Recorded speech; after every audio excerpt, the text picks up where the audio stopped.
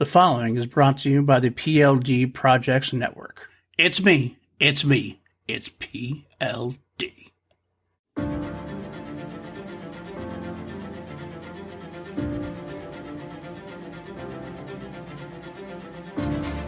PLD. PJ Campbell.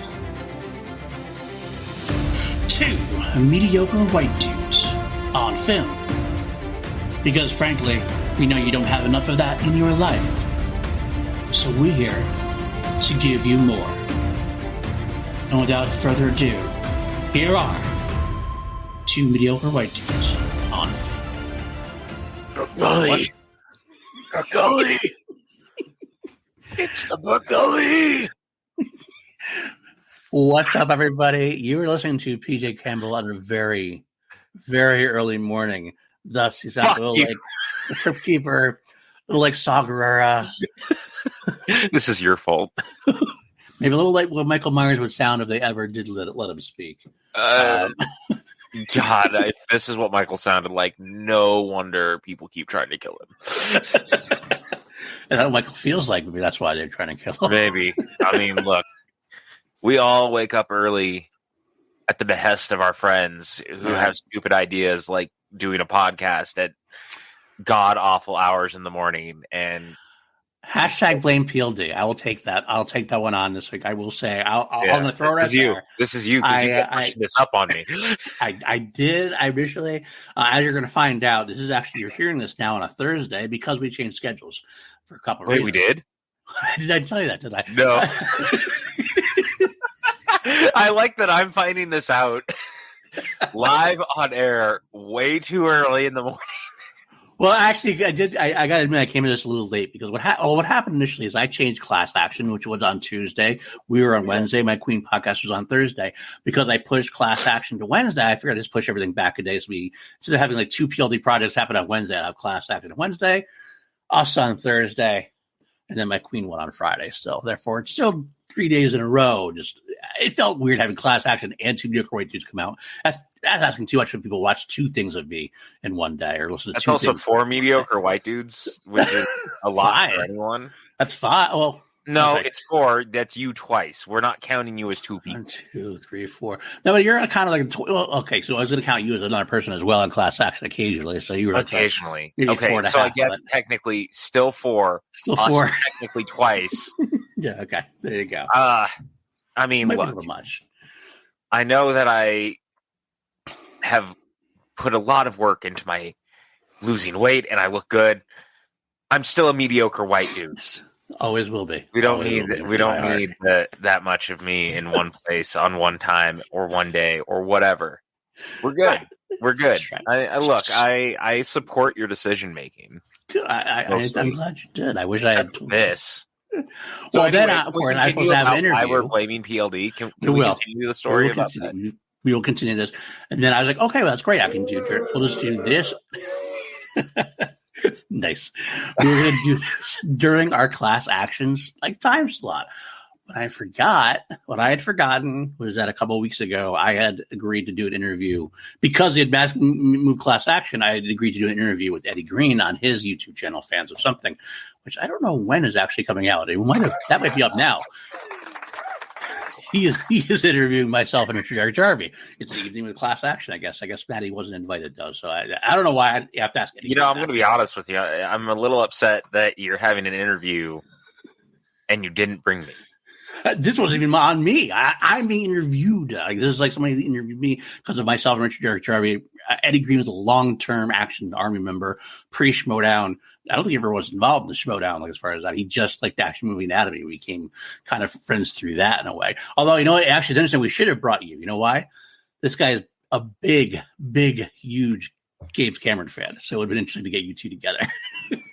Oh, so I can tell him how little I care about anything he's made over the last 30 almost years outside of True Lies. It would be very interesting. That's all I'm going to say. Because that's how I feel about Jarvie, too. Jarvie's man. I'm not going to lie to you. This dude keeps going on about how great Avatar is, and it's this fucking masterpiece. And I'm like, yeah, it was great when I saw it when it was called Dances with Wolves.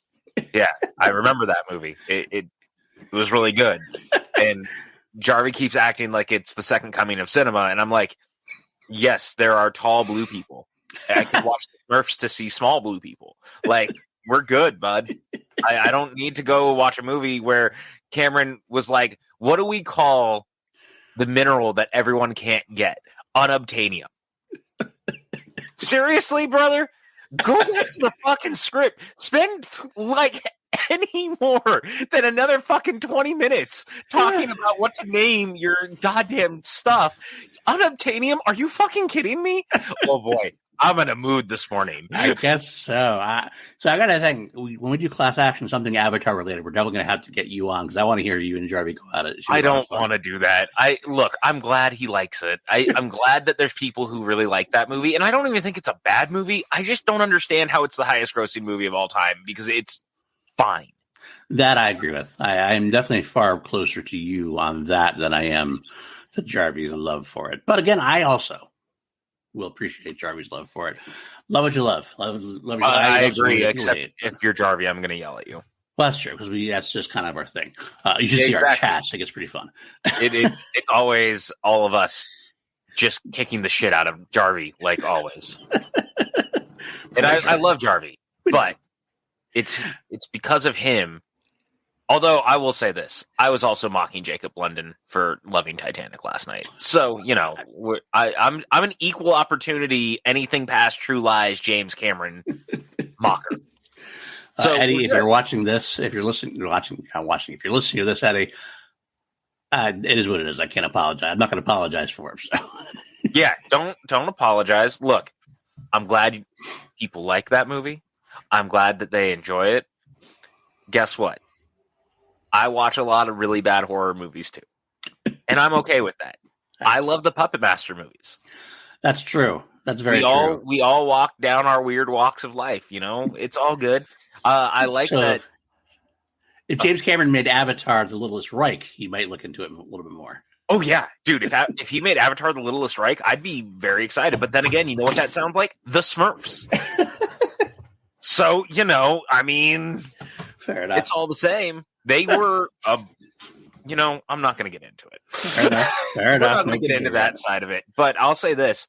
I appreciated that people took appreciation that the Schmodown Spectacular aired over the weekend. So the Schmodown is officially over. We did the thing. We fucking did the thing. There's a question in the second match, which is the teams match. And I managed to get a basket case question into the Schmodown. It was my goal to make sure that I asked a question about it before the show was over. Which I was fully supportive of. Yes, I know. You're a good friend. However, I love basket case. I loved that Khan put Puppet Master, and the chat was like, oh, PJ got to ask a basket case question, and he got someone to say Puppet Master at the same time. And I was like, oh, man, this is fucking awesome. It's a great I love that the fans knew that. I love that the fans, latched on to that as a thing. I have to say, the only disappointment I had was Spectacular Question and our I don't know, pat ourselves on the back. We did try to do a really good job of sprinkling all these Easter eggs throughout and everything else. The one that only I think Vapion in the chats, I don't know, he the one seems to notice. He noticed the Star Wars reference, and I put in the question regarding Gold Eater and Y-Wing and Thomas Harper, the Y-Wing, in the same question. Another little shout out to that rivalry. Didn't get noticed as much. It was just more subtle reference, I admit.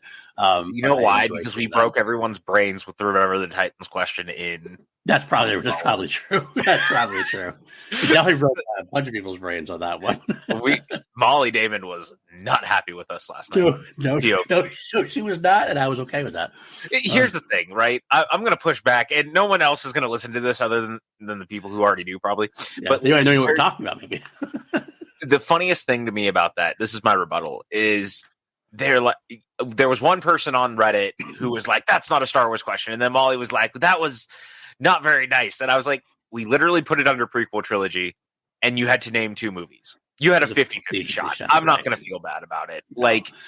And here, I think that people are missing the other reason that we did the Titans questions. It wasn't just there was the obvious in running joke about Remember the Titans. Right. Our show this year was called Friday Night Titans. Yep.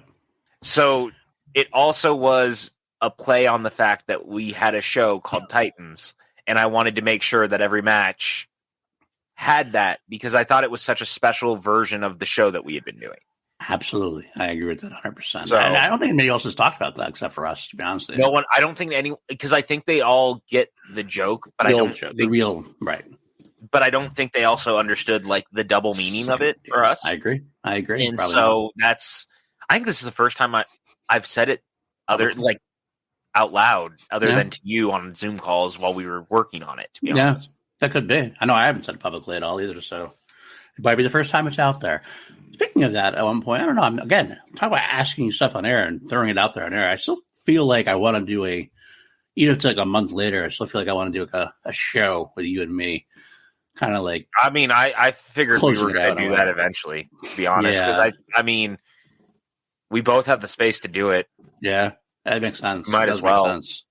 Great. I think it'd be a fun thing to do. And even if only 5 people watch it, it'll still be fun for us to kind of like finally break it down. And I would enjoy that. I would enjoy that kind of like, I mean, it is over now. And I don't want to feel like I'm scratching to hold on to it. But it would be kind of a night because it's funny because like I came to this space. Obviously I was a fan first. I went to the Action Army, did stuff there. Both of us. Right. And then I started doing C2A and that's how I really heavily got involved back in the Schmoedown away. I got noticed by Christian and other people doing Call to Action.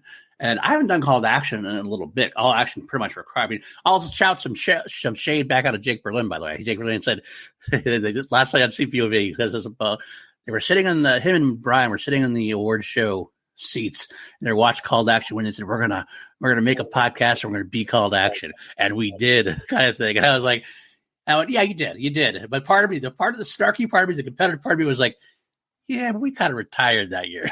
To be completely let fair. Them have it. They were very nice to us. Let them have it. I will let them have it. I'm just throwing a little body. If he's going to show a little snark, but you know what? If he's going to show a little snark, I'll throw just a little snark back. I love CPOV. You guys are doing that anyway.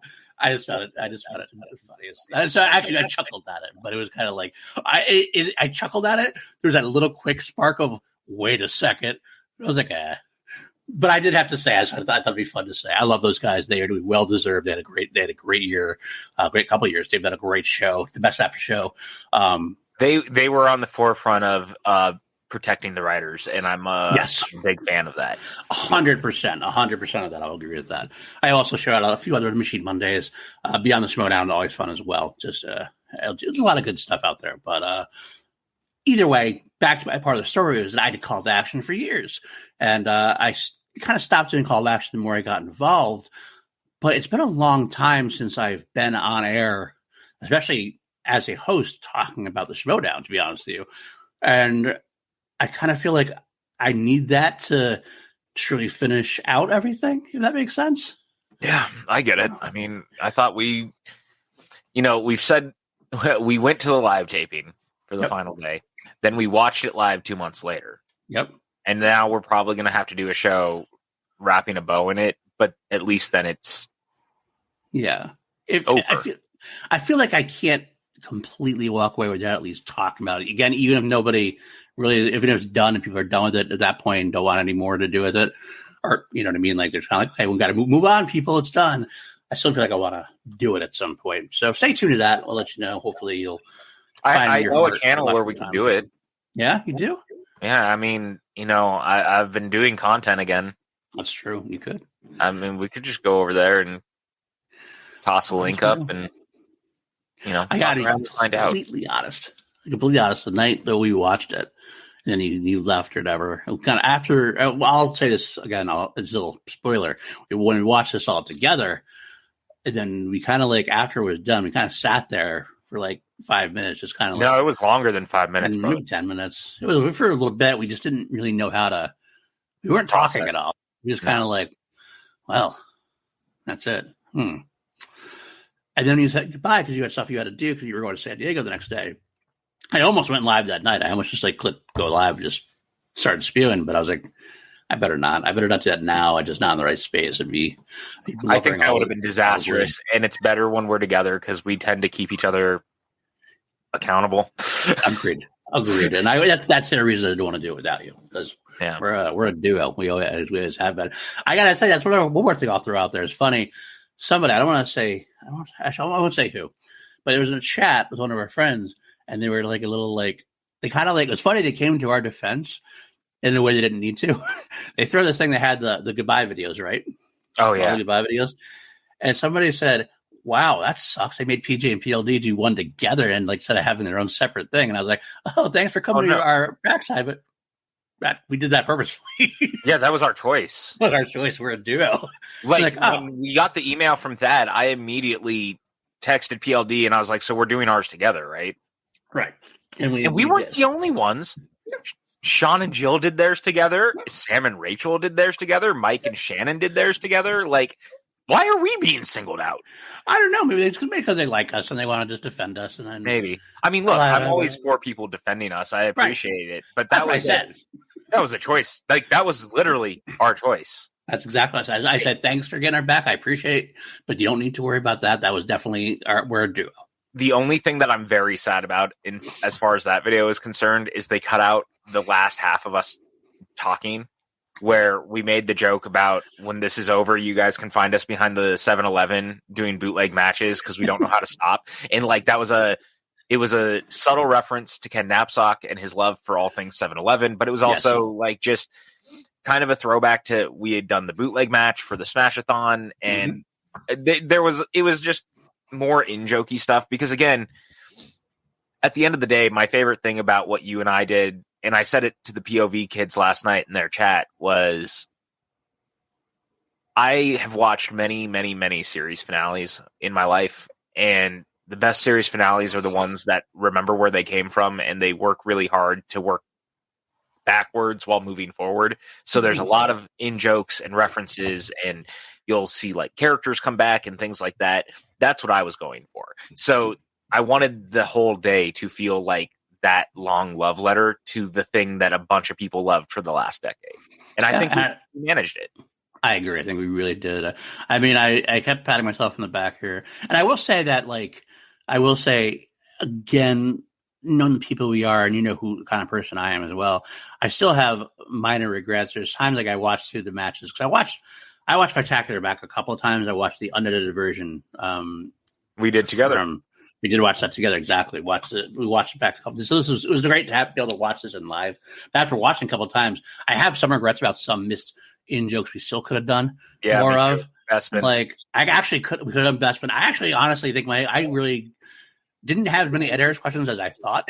I had like 2 questions in there. I should have had like one more in the IG match. I should have had one more there, just because like the running joke became a thing with all of the matches. I wanted to have more leg rock. I kind of felt like we could have done a little bit more thrown in there. The Star Wars match especially could have been some Bestman stuff, some other things in there. I'm going to be honest with you. I don't know if ASG over on Reddit would have agreed with you, because he kind of made like a comment about typical PLD and typical PJ questions, and I was like, all right. Pointed man, way to like, it was just for fun, and everyone was having fun. That's the thing. Everybody, first of all, if you didn't like that, I'm sorry, but go pound salt, because the group loved it. And I wrote that just as much for the fans as for the group, and most of the fans, at least in the live chat, the fans there loved every second of it. They're all giggling about it, joking about it. It was a lot of fun had. And that's what it was supposed to be. It was supposed to be a celebration. It wasn't a competition anymore. I'm going to be honest with you. I'm going to say it now. I'm not going to take back what I'm going to say. Okay. And I'm not going to feel bad for what I'm going to say. Okay. People took this shit way too fucking seriously. It was movie trivia. Yeah. And so if you couldn't have fun with us, like, being salty and shitty about a Star Wars question that was literally named 2 Star Wars movies because you felt the need to, because it wasn't a typical Star Wars question, go F yourself. I'm not going to feel bad about it anymore. I'm not being paid. I never did. I'm not on contract. Honestly, find some fucking joy in your life and learn to fucking breathe and just like relax. It's cool, man. Like, you don't have to love what we did, and it's fine, but you have to understand at the end of the day, everyone else did. Right. Like, did you see how happy Ken and Mark were when that question was? And here's the thing. I don't think people realize I never went into a tape day where I didn't have Mark look over everything before we did it because my anxiety would always be through the roof. Like, people don't realize the tape days were not fun for me. They never were. PLD can attest. He was with me a lot of them. Yeah. And my stress level was always so bad that my anxiety would be so bad. I never really relaxed. Yeah. I was the same way. I was very similar to that. We kind of had like these moments where we kind of, okay, make sure everything's right. Okay, yeah, and we had Mark look over it. I usually had Guy look over it this year when he was on the desk to make sure he knew what was going on and everything else. And not to say we didn't make mistakes and we would own those mistakes. We definitely made mistakes. I'm not blaming them for any mistakes are made. Their mistakes are on us. But at the same time, they understood the concept. They loved the concept. Christian loved the concept. He said it during the DSM match. Remember? Nope, 6. I love it. I love it. Exactly. I'm like, because that's the thing. It wasn't as much as it wasn't like people say, oh, it's the competition, but it wasn't really a competition last night. I'm not trying to shortchange. I know Andrew and Nikki, for example, were really wanting to compete for that Star Wars belt. I get that.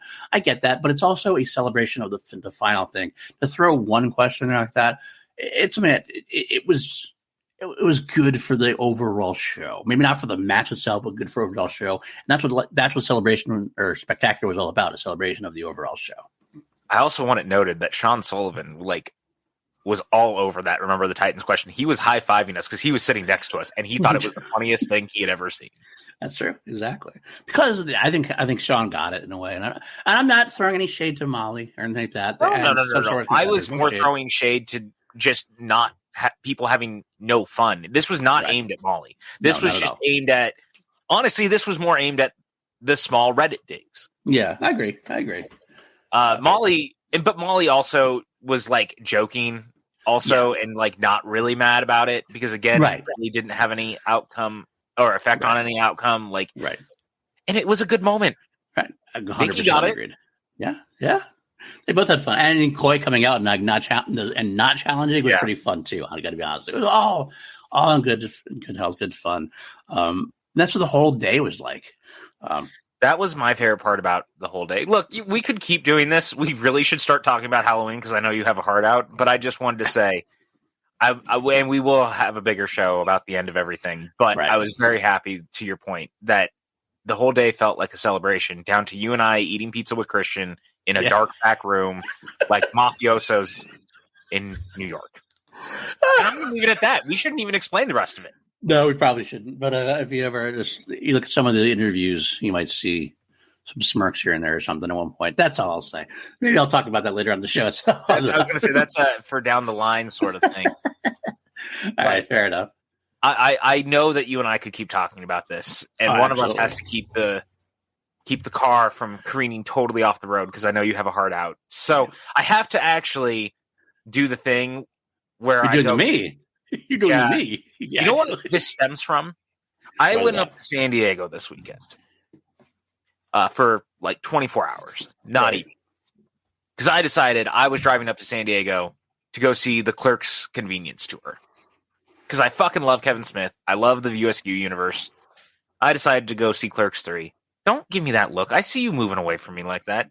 Oh, that's me getting the cat out of the way because he's about to jump up. You're doing that right as I'm talking about this, and it looks so like, fuck you. And like moving away. It was very funny. Kev does a Q&A after every one of these. Right. He got through 2 people because his questions were taking so long in answering. That's very on brand. He had a guest on top of it. Who he didn't bring out until an hour into it after the first question was answered. Oh, my God. In the most Kevin way possible. Love that man, that guy. For a guy who is Silent Bob, that fucker can talk. Not just that, dude. He realizes, like, halfway through the first answer that he has not even heard the dude's question yet because he went off of something that the dude was saying, setting up his question. And then he realizes, he goes, oh my God, you're the first person still, aren't you? It's a really great moment, actually. That's very Kevin. Very Kevin. It was very Kevin. And I got to say, man, saw Clerks 3 again. Cried all over again. Fuck, that movie's good. It is damn good. I'm not going to lie. Yeah. Oh, so good. Okay. So, with that, let's talk about other long-belated sequels to niche properties and franchises that no longer apparently are niche properties and franchises, because we're talking about 2018's Halloween, directed by David Gordon Green. Yes. Another relaunch of the franchise almost a decade after H2, because they realized, oh, fuck, we can't go anywhere post Rob Zombie's H2, because Rob Zombie said, fuck you, no more Halloween for you.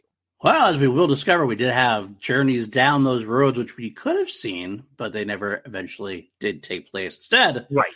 We get to start the third timeline or the fourth timeline at this point. Oh, God, dude, I should have kept a Venn diagram. Lego, our friend Lego, who we never did get on the show, unfortunately, because of a scheduling thing, but we'll have to get her on for something else. But even with that, she had this whole picture created. Then Adam Halavic actually created a picture, which is kind of nice to have. Halloween 1, Halloween 2, and the Cult trilogy. Actually, throw 3 out because that's not in any timeline, really, per se. So that's its own timeline.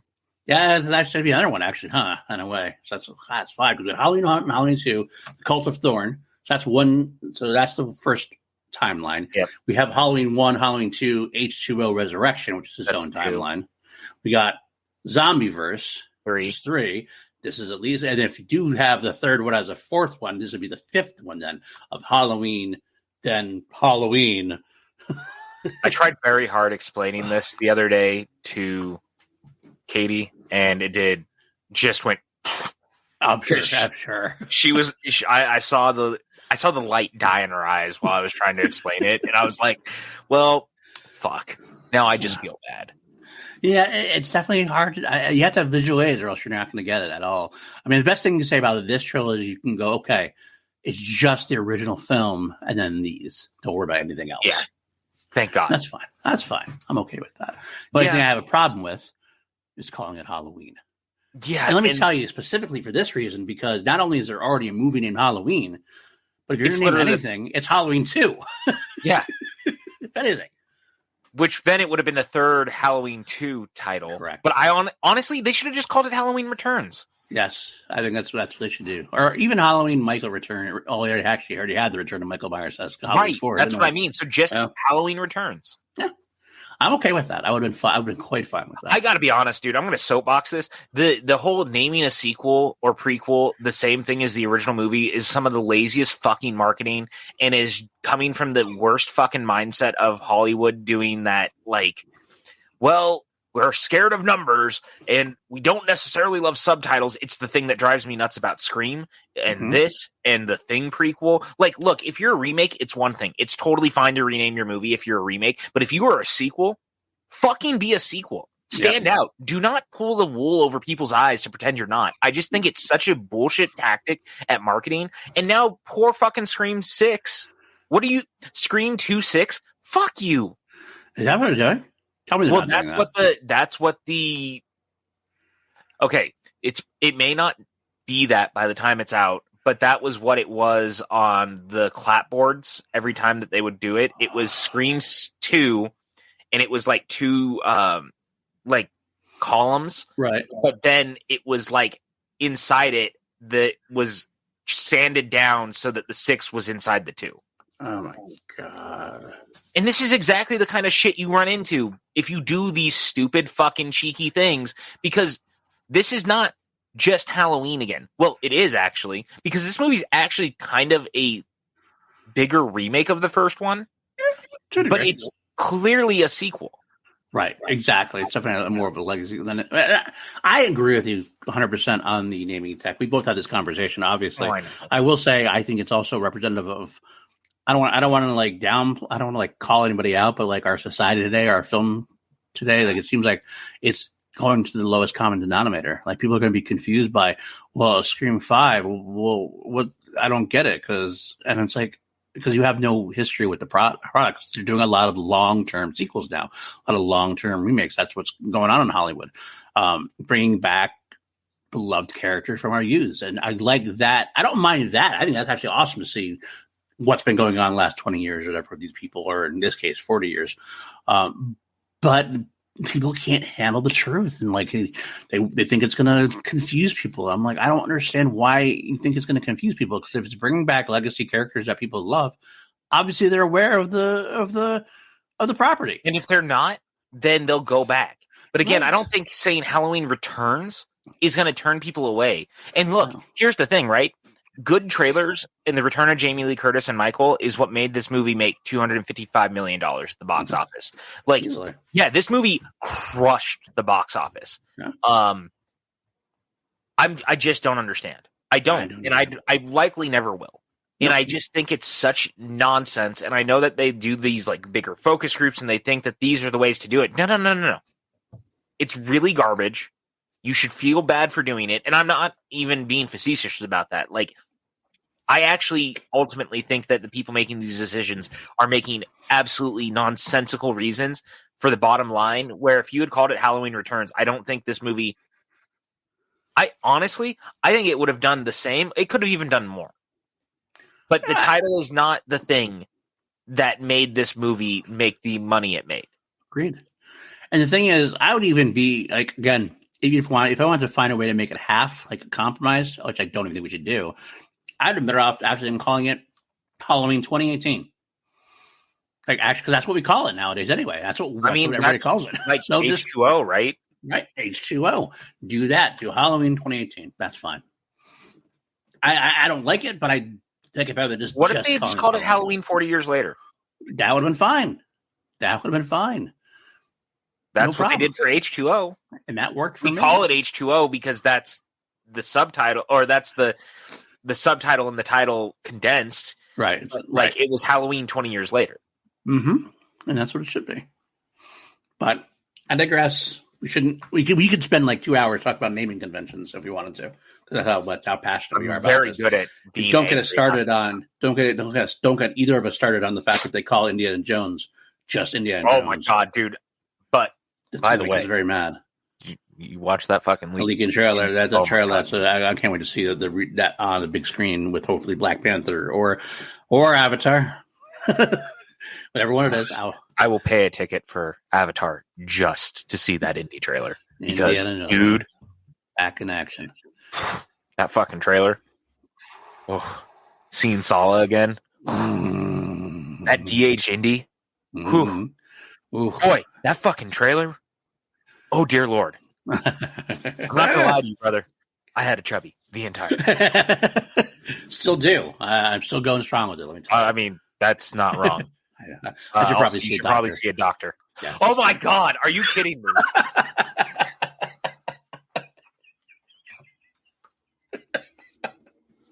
That didn't just happen live on air.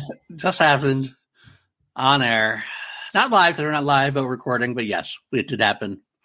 We share a brain, and that just happens to come out like that sometimes. This happens so fucking frequently at this point, it's almost a problem. People have no idea how frequently it happens. We finish each other's sentences, or we do exactly the same thing. When we wrote Schmodown questions, we had documents, and we had like whatever the category was up here. We'd have like spots for like 12 or 15, and because we were working, we would like he'd start at the bottom, and I'd start at the top or something, or vice versa. And we would be writing questions on our own, and we'd check with each other, and invariably, there would come a time during that session where we would be writing the same goddamn question. Like, even though it was almost word for word. Yeah. Like, and one of us would finish just a little bit further, and we kind of scroll and check and go, brother, check out number 2. I'd be like, what the fuck?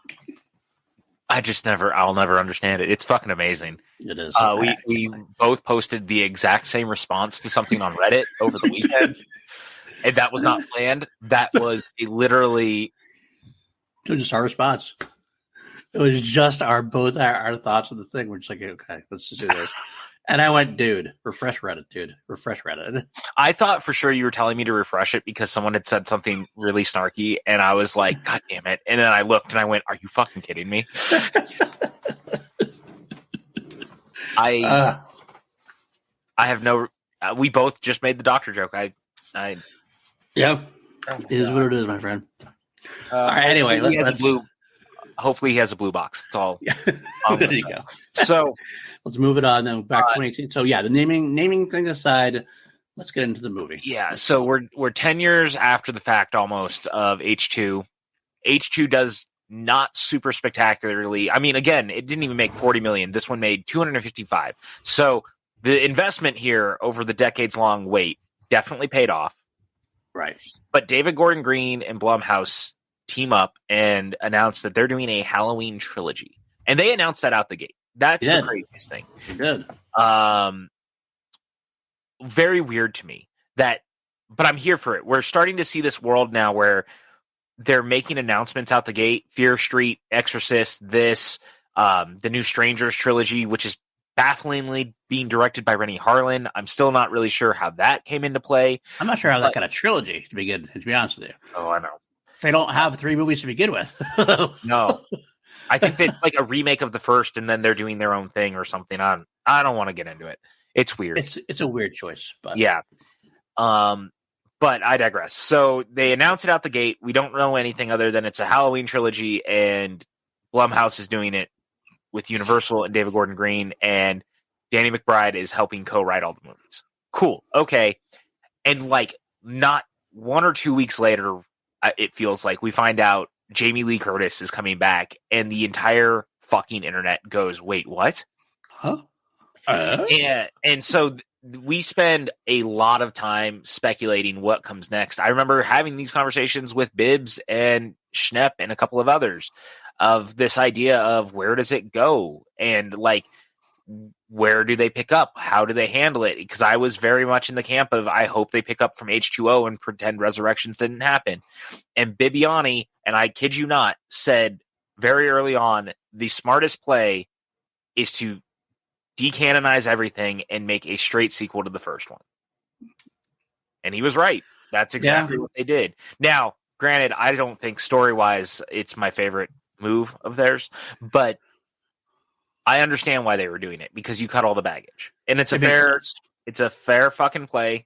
You cut all the baggage out and you just pick up 40 years later. It did actually what H2O did at the time. Yeah. Which was cut all the baggage of the cult stuff out at that point, start fresh, give itself some new legs. Resurrection tainted the saga pretty badly, I think. I think the zombie universe, while we've talked about, has definitely got some positives too. We actually liked it a lot more than most people did overall now, especially Halloween 2. It definitely was something that people would consider baggage on top of like confusing thing what's going on. So the best step with all that in mind, wipe it clean. Let's just start over to a degree. But the funny thing about that, I will say, and then we'll get into this as we get into more particulars of this movie and Halloween Kills. And I'm assuming Halloween Ends as well will follow suit, because I can't see how it wouldn't. The people who created this, who wrote this, Danny McBride, David Gordon Green, Jeff Bradley, they obviously have a lot of love for the franchise as a whole. And even though they're decanonizing everything, there's a lot of nods and a lot of like callbacks to the sequels as well, even if they're not like in story canon and they do it like visually or they do it with a segment or something. So they obviously are playing with us and try to give fans what they want a little bit, even if they time wise have to cut loose on some of the other storyline purposes. And they got cheeky about it, because I mean, there's a line not 10 minutes into this movie about it's Laurie's granddaughter and her friends, and they're having their walk to school, very similar to the first film. This movie, like I said, is kind of a remake of the first one without being a remake of the first one. Yeah, I agree with that. It has a lot of the same beats. That's the point, right? Yeah. And I think that's the point of all three of these movies, is that to your credit of what you're saying, they all take heavy inspiration from everything around them in the franchise. There's a lot of sequences that are pulled from H2O or Halloween 4 or any of them, really. Even Halloween 5, which we'll get into later on. Yeah, even Halloween 3. I saw the mask walking around on Halloween night. I did too. I mean, look, it's not lost on me that these people fucking love the movies. So it's just very interesting that like 10 minutes into the movie, there's this joke about, well, isn't Michael like Laurie's brother or whatever? And no. That's just a rumor. And made up to feel better about themselves or something, which I like. Yeah, like it's a fun throwaway line. Mm-hmm. And I know that there's a lot of people who don't like it because they think they're mocking the other movies. Then they're not. It's more of it's a fun nod. Because not even a fun nod. I think it's actually I think honestly it was needed because, quite frankly, that was kind of what was considered. I mean, H2O was all based on that for the most part. Everything else, I mean, obviously, it was a big everything since Halloween 2, the original Halloween 2, has been based around Laurie and Michael being siblings. So this is a way they had to get that out there. So look, this is not that story. We are moving on from this is a direct sequel to the original Halloween, and they are not siblings. They had to put that out there. Yeah, and it works, obviously. Yeah, and it's fun. And it's so funny too, because ultimately, like, I'm glad that they get rid of that angle, and yet at the same time, it also irritates me, because the one thing I wish that they had done more than anything is I wish that it had been a sequel to H2O in some capacity, because the truth of the matter is twofold for me in this. And I'm going to kind of get on my soapbox a little bit and as we're talking about this, but I think my biggest problem ultimately with this movie is I don't love Laurie's portrayal as the 40 years later Laurie. Mm-hmm. I genuinely think had this been the 40 years later Laurie who had gone through this 3 times, well, twice technically, once the original Halloween night, once 20 years later, and once another 20 years later, I believe that bridge would have been better, because I don't necessarily love that her whole life became encapsulated in it in the way that it did in this. I get the choice, but it feels very reductive to me to who she is. And I really don't like that we're just doing the Hartnett stuff all over again. And I kind of wish that it had been Hartnett instead of Judy Greer. And that's not a dig at Judy. I think she's great in the movie. I just don't love Karen as a character. Very aptly named. There's something about the broken relationship there that I do find interesting. But I actually would have liked it more had we been in a situation where, and it's a little bit of a bummer, right? Because this comes from a place of we had a version of this story. Mm-hmm.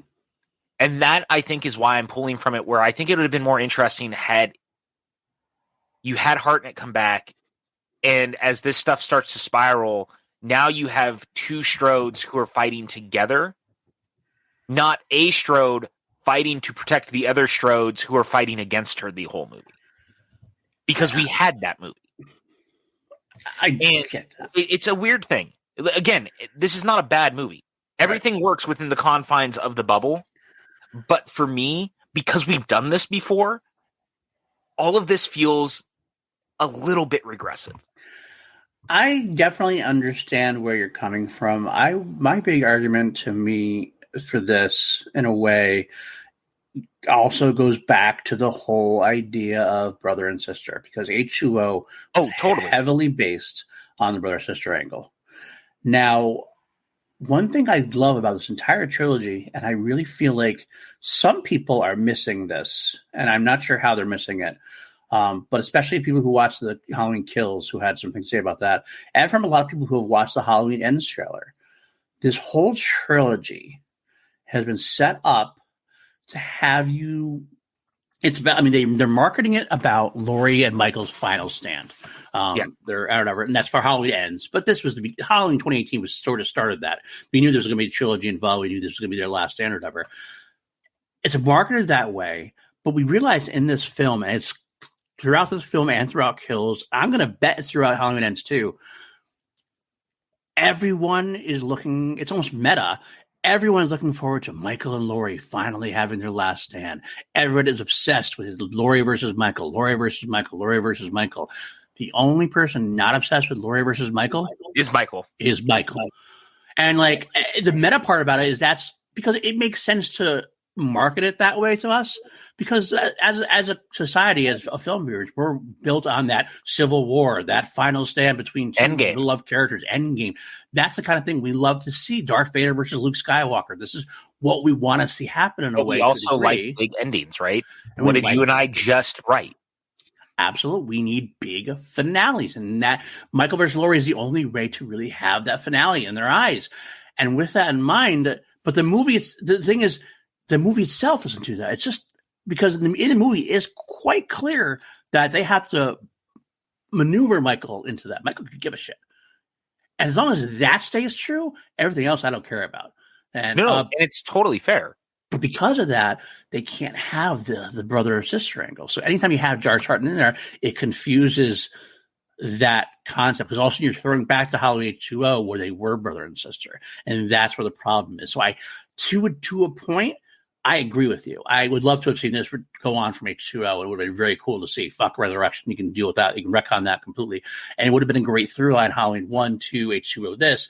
Because of those choices they made, it makes it impossible. So I'm happy with what we got because of that. And you're totally right. And this is not like a dig or anything, but it's just a weird thing for me. Yeah. Because you love H2O. I get it. I do. But I also just think I just don't love this version of Laurie. I like her better in H2O, where at least she feels functioning. Like, she doesn't feel as functioning in this. Like, no one listens to her. Everyone's mocking her. Like, the whole relationship with her daughter has been totally destroyed. And I get the why. Right. But it just bums me out. I guess that's the best way to describe it. Whereas at least H2O, her relationship with her son is strained, but he's trying to take care of her, even if he doesn't really want to, and he's stressed out, but then he sees the truth. And I don't love that Laurie went her entire life with her daughter where they didn't get along. There's a lot of choices of what happens to Laurie that doesn't sit right with me. That's absolutely fair. It's each their own on that. I mean, I actually appreciate it. I get why you don't like it. I appreciate it, though. I think it's something that sometimes that's what trauma does. And that's totally. So, I mean, when I watch it, I just kind of feels weird. I don't disagree. It's definitely weird, but I think it works very well in this one specifically. Like, I love the fact that we'll get into it, I'm sure, but at the end, one of my favorite parts of this movie is the end sequence where after everything's said and done, Karen pretty much hates her mom, but is very distant from her mom and is not like her at all. They have that moment where even Karen goes, "I understand now," and so it kind of lures Michael in. Yeah, the moment where she's crying is really great. Oh God, gotcha. Boom! It's like, that's great. Greer is great in this, and so is Andy Matichak. Frankly, I think that the three generations of Strodes in this are actually like so well cast, and they're all 100%. So good in very differing capacities.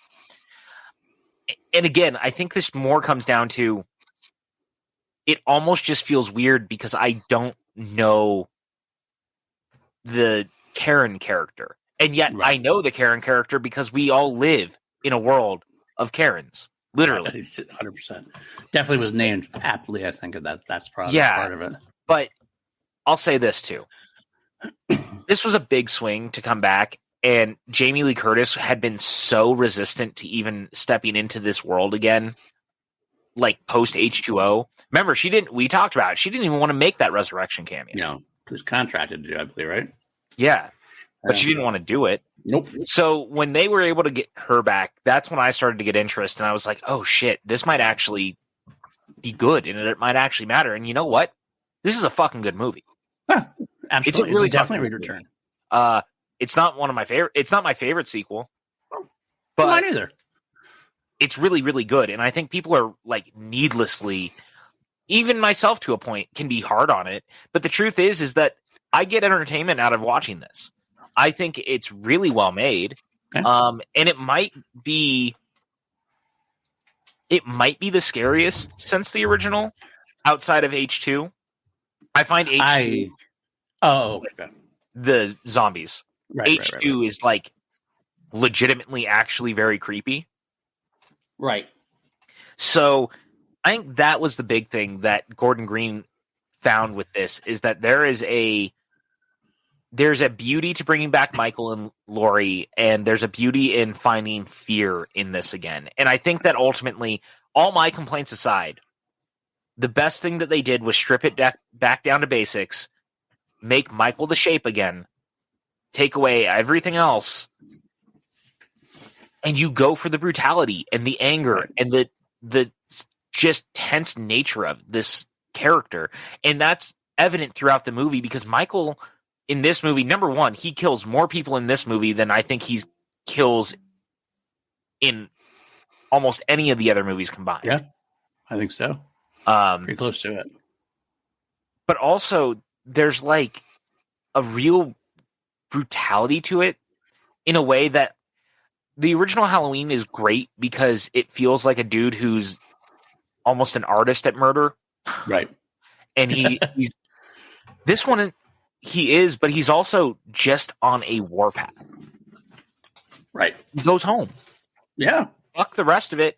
I'm going to kill everyone that I come into contact with. I mean, he kills a child in this movie.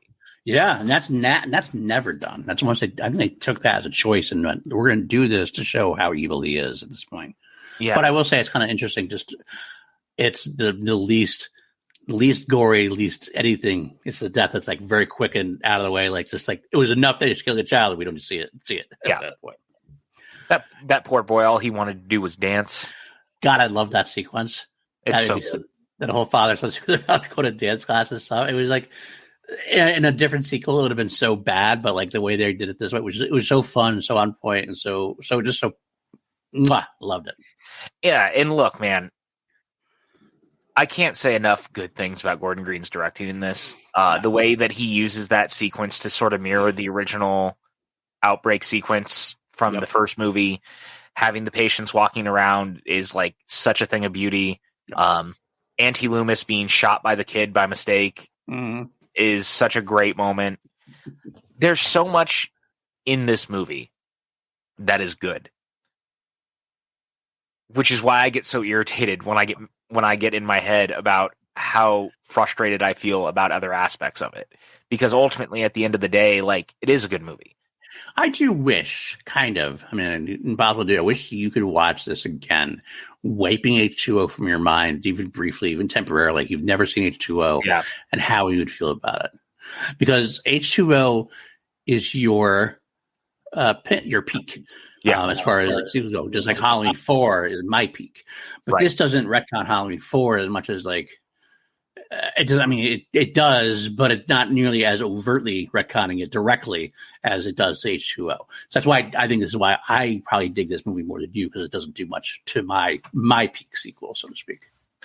And I think you're not wrong. I just think it's just hard because you and I love these movies like as a whole, and so I can't always break away from that. And it's so funny because we've been having conversations lately about not letting sequels affect the movies that come before it, but sequels affecting the things that come after it are always very interesting, and this is one of those times for me where I have a hard time breaking that mold because I'm just like, oh shit, I keep going back to H2O because H2O did a lot of this. And I'll say though, God, am I just glad that Michael is just Michael in this movie. Because it really changes the dichotomy of the relationship. It changes the way he functions in the movie. And it made the kills so much more scary because we know he's not just going back for Laurie. Right. Like, if anything, Laurie is after him, not the other way around. Which is fun. And that's actually, I'm glad you said that, because I think that's actually puts it more... What I was saying before about how the whole trilogy is marked up that's even more truthful. It's not like it's set up that the Michael Laurie ending is being set up, but no, it's even worse than that. It's the fact that no, Michael's not obsessed with Laurie. Laurie is obsessed with Michael, and Laurie is causing all this stuff to happen to her and her family. If she didn't go after him, if Michael had killed the bus or got him off the bus or whatever, did the same thing, went back to Haddonfield, the Strohs might not have ever even been affected. Yeah. If that happened, like they might have been just by pure happenstance of location, but like other than that, probably not, because Laurie Strode is like so out of the way. It's funny to say that Laurie causes everything to happen to her family again. Well, and I think that's the point, right? Because ultimately, at the beginning of the movie, there's these two podcast characters who we open the film with, who go and see Michael, and then they go and see Laurie, and one of the characters even says, why don't you come back to the sanitarium with us and put your piece to bed with Michael, because you're letting this consume you. Right. And your life is this way because of your obsession. And if you just go and say the stuff that you've always wanted to say to Michael, you can move on, and we can move on. But her thing is that she thinks that they're trying to humanize him, so she kicks them out of the house, especially when they bring up the stuff that happened with her son, with her daughter. Yeah, so yeah, and she even calls herself a basket case. Yeah, which was a not so great film. But I'm sorry. No. Curtis is fucking great in this.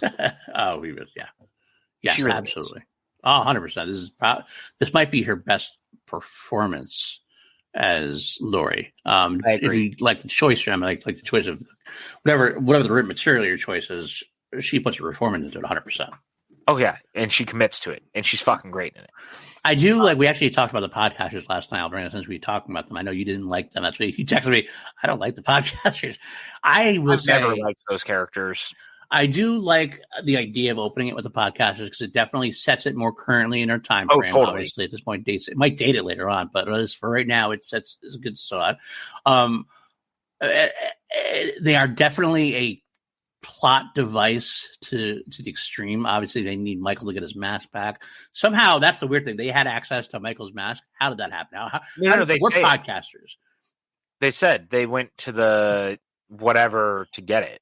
Right, but I think that'd be evidence. I don't think that would be just let out to podcasts. I mean, I guess you could bribe people, etc. But that's I think weird. It's because, as they say for better or worse, right? Right. The truth is that when you have some sort of pool, right, and some sort of they're award-winning journalists, is what they say. People work with that. Yeah, I guess it just seems kind of. Do you have to stretch that? Yes. Yeah, right. But it just seemed convenient, and that's the whole point of their characters. Their characters seem very convenient to set things going. I mean, in a way, does it work? Yeah, it works enough that I get how it sets everything in motion.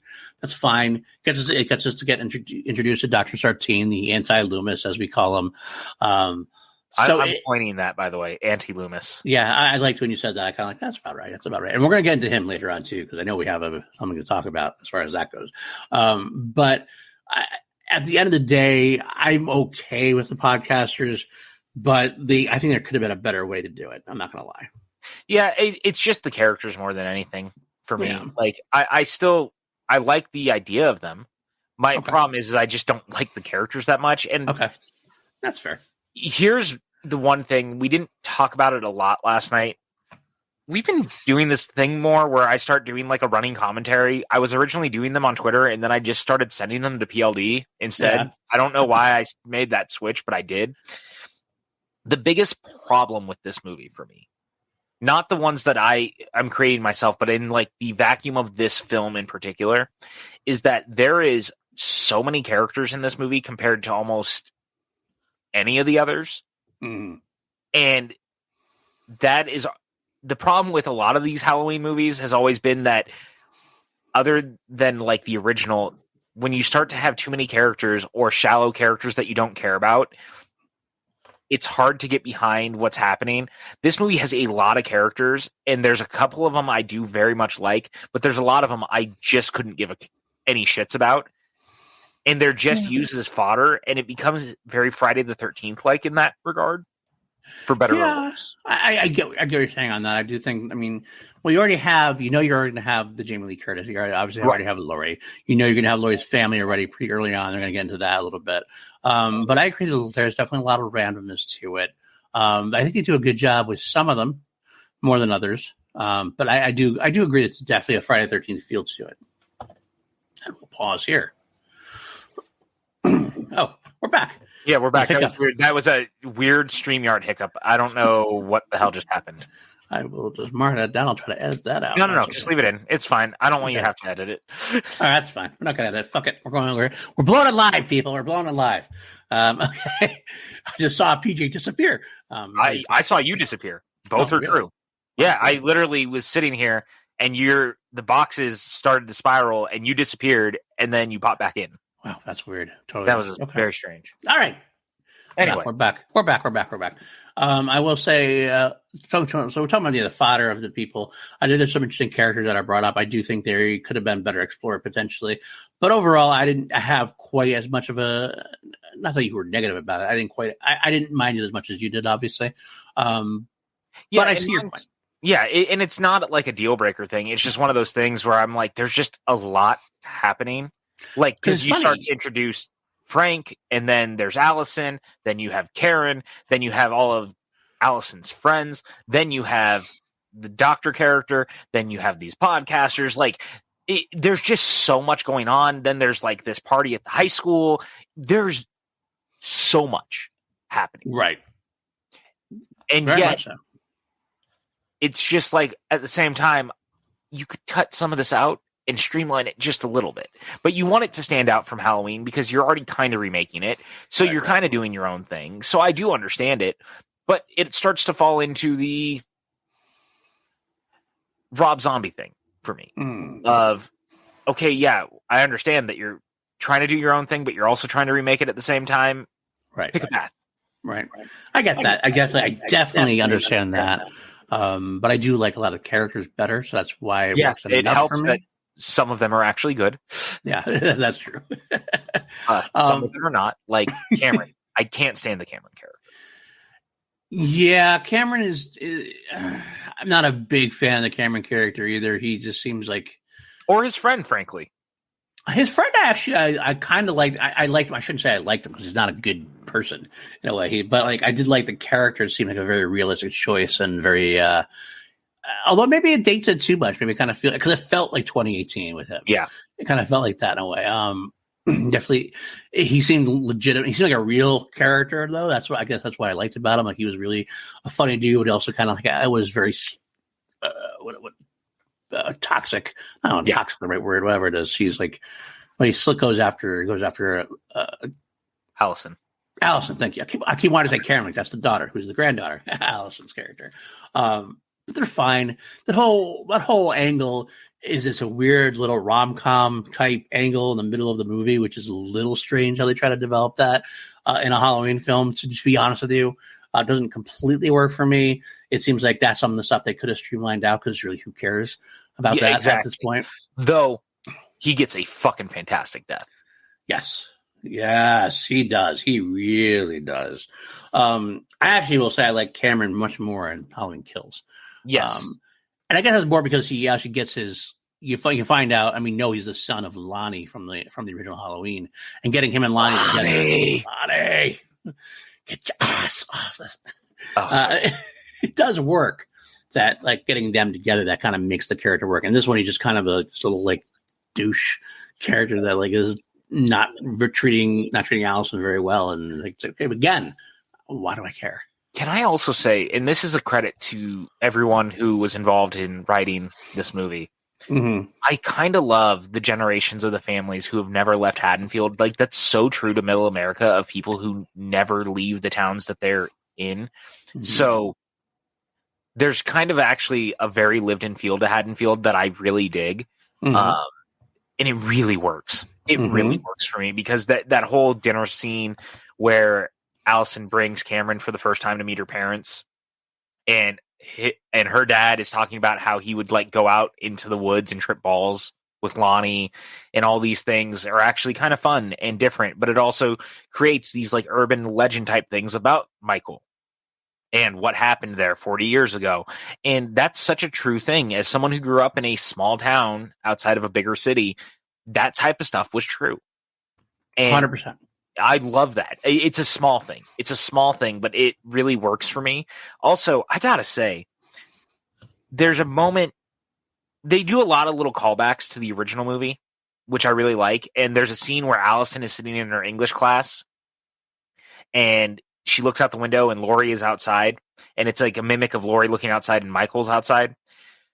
But they're having this conversation and the English teacher is talking about how fates go in directions that you don't necessarily think they're supposed to, which feels like a subtle, like meta nod to the way the movie is going.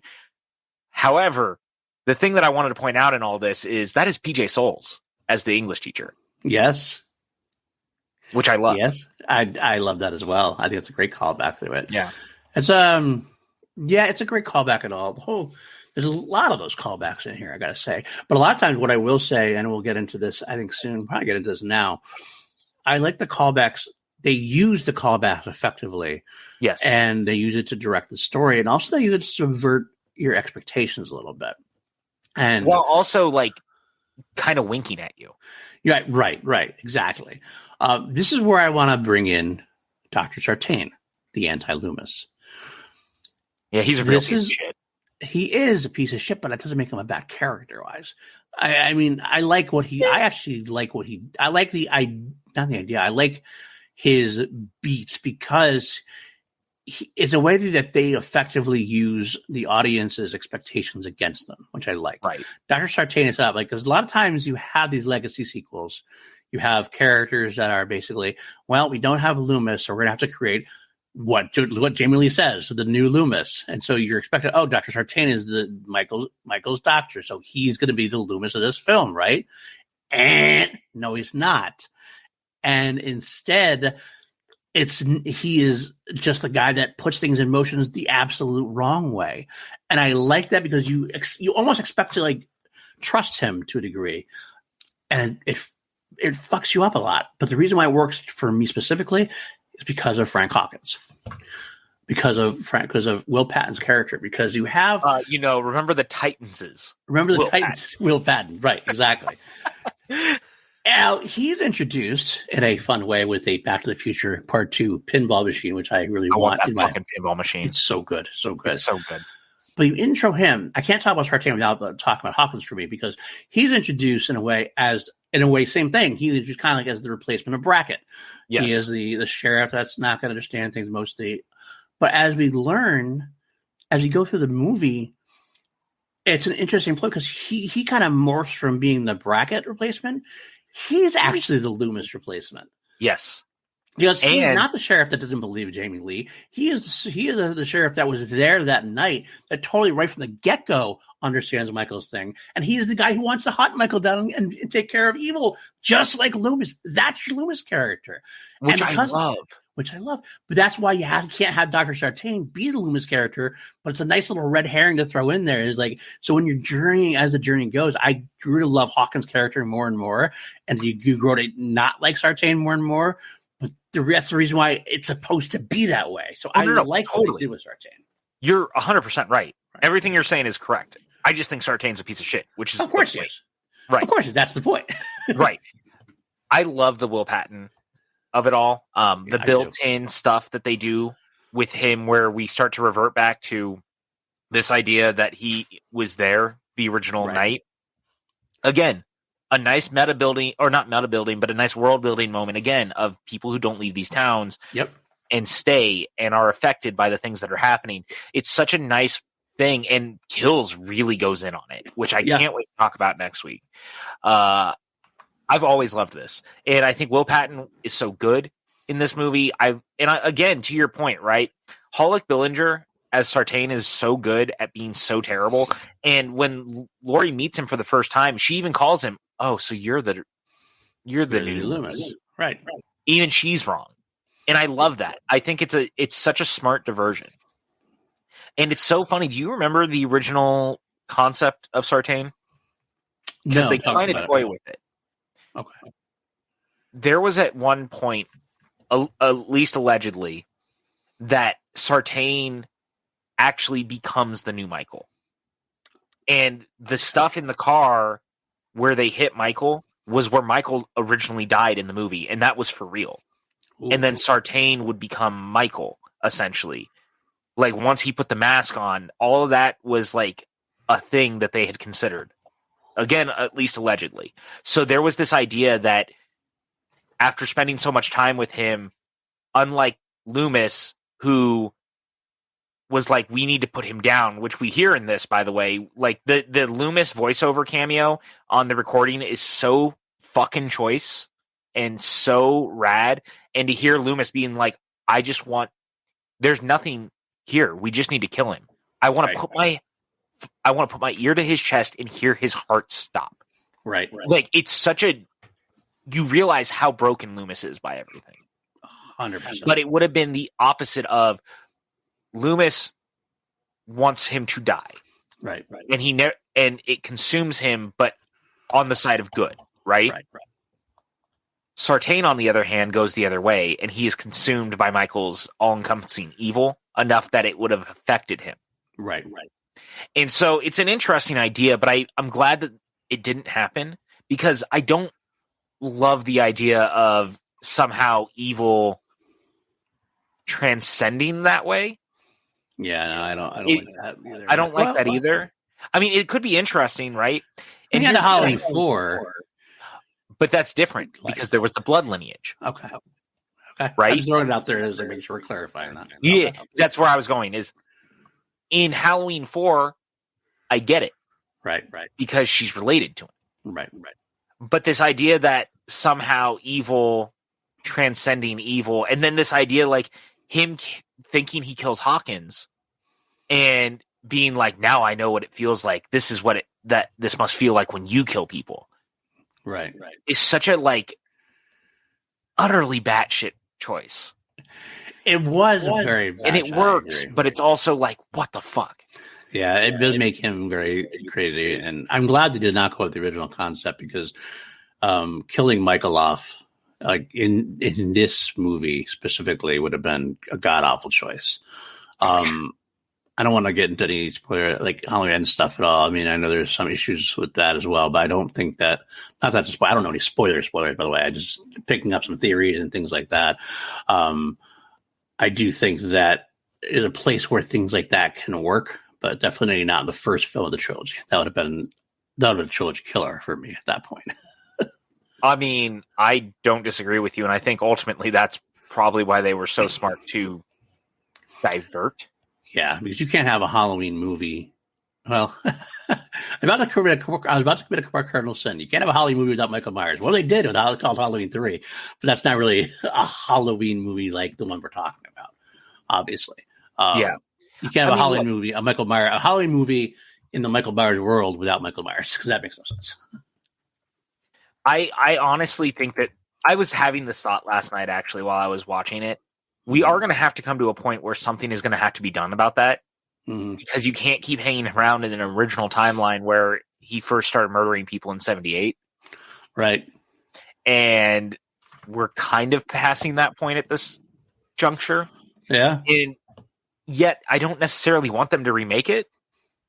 But now I'm wondering if that might be the best approach.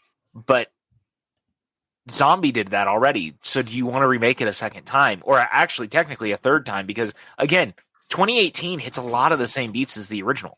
Yeah. That was their whole reasoning for just calling it Halloween, by the way. David Gordon Green was like, well, we're kind of just the first movie in the franchise again. And I was like, but you're not. But you are, but you're not. Right. And so there's a part of me that knows that they're going to have to deal with this. And I was thinking about it a lot last night. Yeah. And I still can't, wrap my head around it clearly. Because there is going to come a point where they need to do that. Yeah, 100%. And I don't know when it's going to be. Although I will say it is easier for them to do it in Halloween and in Friday the 13th than it is for Nightmare on Elm Street, because at least with the mask and the fact we've never really seen their face, you can update it and it doesn't lose its effectiveness. You could choose to remake a Halloween again, whatever. It's set in modern times, and you still have the iconic visual of Michael Myers in the mask. That I'm not worried about. It was more just you have to know that you're gonna have to do it, because exactly. There's just going to come a time where you can't quite do the thing in the same way. 100%. I agree. So, I don't know. I know I'm talking in circles about it. I just started thinking about it last night because I was like, interesting, because we're definitely going to have to deal with this soon, because you can't keep making legacy sequels. Right. Well, I mean, Halloween Ends comes out this month, and then after that, what happened? We don't know. There's not going to be any more films in this particular timeline either. I don't think at this point. I mean, I don't know for sure, but it seems like we're setting up some kind of, if there's a big finale, I can't see both Laurie and Michael living through this whole thing. And I kind of feel like we're going to get I mean, again, no spoilers. I feel like Michael's going to die at the end of this one again. Maybe not, but if moving forward, we'll have to figure out something again. Because I feel like the days of them is like, oh, we'll resurrect him and not worry about it. I feel like those days are over. I could be wrong. It's very dependent on what. You're right, because I do think we're long past those days. I think people care about that shit too much. I actually think, I mean, there's a lot of reasons we never got a Friday the 13th sequel to the reboot, right. But I also think there is a creative reason we didn't. And I think that they fucking locked themselves into a really bad place. And I really like that movie, but there was no real coming back for Jason at the end of the movie that would have made sense. Right, exactly. So I think they kind of locked themselves into a detrimental area where they were like, well, shit, we can't do anything. Right. Exactly. I don't know. It's going to be it's an interesting way to think. I mean, we actually already talked about that a little bit. We talked about having possible legacy sequels again for like the sequels, which would be, I still think, a unique way to do it. Having a sequel to Halloween 4. Have a sequel to Halloween 6 with like the adult Daniel Harris, the adult Paul Rudd kind of thing. And again, you can kind of get away with that because, again, you don't worry about Michael at that point. You can just put Michael. Anybody can be Michael in a mask, honestly. And that's not to diminish the performances of the character of the actors who have done Michael over the years, but you can get away with it more than you can like Freddy Krueger, putting somebody else's Freddy Krueger's makeup. It's a different kind of performance. Yeah. Wow, we went on like such a different tangent about this, but it's so interesting because we're like this is almost has to be its own podcast in and of itself. Once we're done, is like the future of the franchise. Yeah, I'm all for it because there's so many different angles and different ways to go about it. Yeah, that I'm curious. I think maybe we should do that. Maybe we should take a break. I could take a week off after like Halloween ends or whatever, and then November just come together and do, instead of covering a movie, we'll just the future of the franchise kind of thing. Look at this. We're producing stuff on air. Yeah. No promises. We got to go talk off air afterward to figure out exactly what we want to do. But it's just something very interesting. Yeah. I like the idea. I do. I don't hate the idea. All right. I almost feel like we should do it for all of our movies. Maybe we actually become a recurring bit here. We go through a franchise. Well, I almost pitched that, remember, for the Conjuring one. And I think we even had a little bit at the end of the Conjuring one where it was like, where do you want to see it go? And it was like, well, the only thing we know for sure is that we're getting a Nun sequel. Right. But now I think Halloween opens a lot of doors to like anything. Yeah. It's a little different. Idea. Yeah. We'll talk about this off and go this. Yeah. All right. So in all of this, I texted you something last night. And I really think I stand by what I said. Okay. There's something very interesting about this movie where it really starts getting going. It happens almost exactly at the 45-minute mark, and it is the highlight of the film for me, continues to be the highlight of the film for me. And the problem for me is the movie goes on another 45 minutes. Okay. Yep. And that is Michael finally returning to Haddonfield on Halloween night. We have a shot that's very reminiscent of Tommy Doyle running into Michael outside of the school, where two kids run into Michael, and you hear the music start to swell, and we have this fucking amazing sequence that is like 5 minutes long of Michael that's a fake oneer of him walking through houses, killing people. Yeah. On Halloween night. Running ramp shot. Yeah, and like it's so beautifully directed. It's so frightening. Michael looks like a fucking beast. And again, I've talked about it a lot. Michael is a monster in this movie. He is fucking scary. Agreed. And this is why this sequence for me is why, because this is the first time that we see him kill that many random people. Yeah. In this way, done the way it's done, with a hammer, finding the knife, like all of the ways that it's done, and just so beautifully shot by Gordon Green and everyone involved. So effective. It's so fucking effective. And the problem is for me is the rest of the movie never gets there. Like, there's still really great sequences, don't get me wrong, but this sequence is so great. Like, I remember writing back. Oh, sorry. I was going to say, and then you can go off of this. I almost wish that this culminated with him ending up at Laurie's. There's so much in between. That could be interesting. You know what I'm saying? And again, this is my point about there's so much happening in this movie. But had this sequence been the lead into him showing up at Laurie's, imagine what you're thinking at that point. So we end without a Michael Laurie confrontation. Yeah. Wow. But the problem is that it's 45 minutes into the movie and we have another 40 minutes of movie. Right. That's true. And it's so fucking effective. And if you're watching this play out and it leads into Michael showing up at the house, you're on fucking edge. Yeah. Because of what you just saw him do.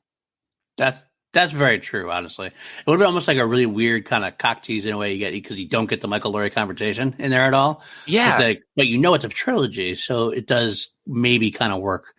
It would have been interesting to see how that worked in real time in 2018, like how that would have done. You go at the end of 2018, you walk out and like you're waiting for Michael to go into Laurie's house now.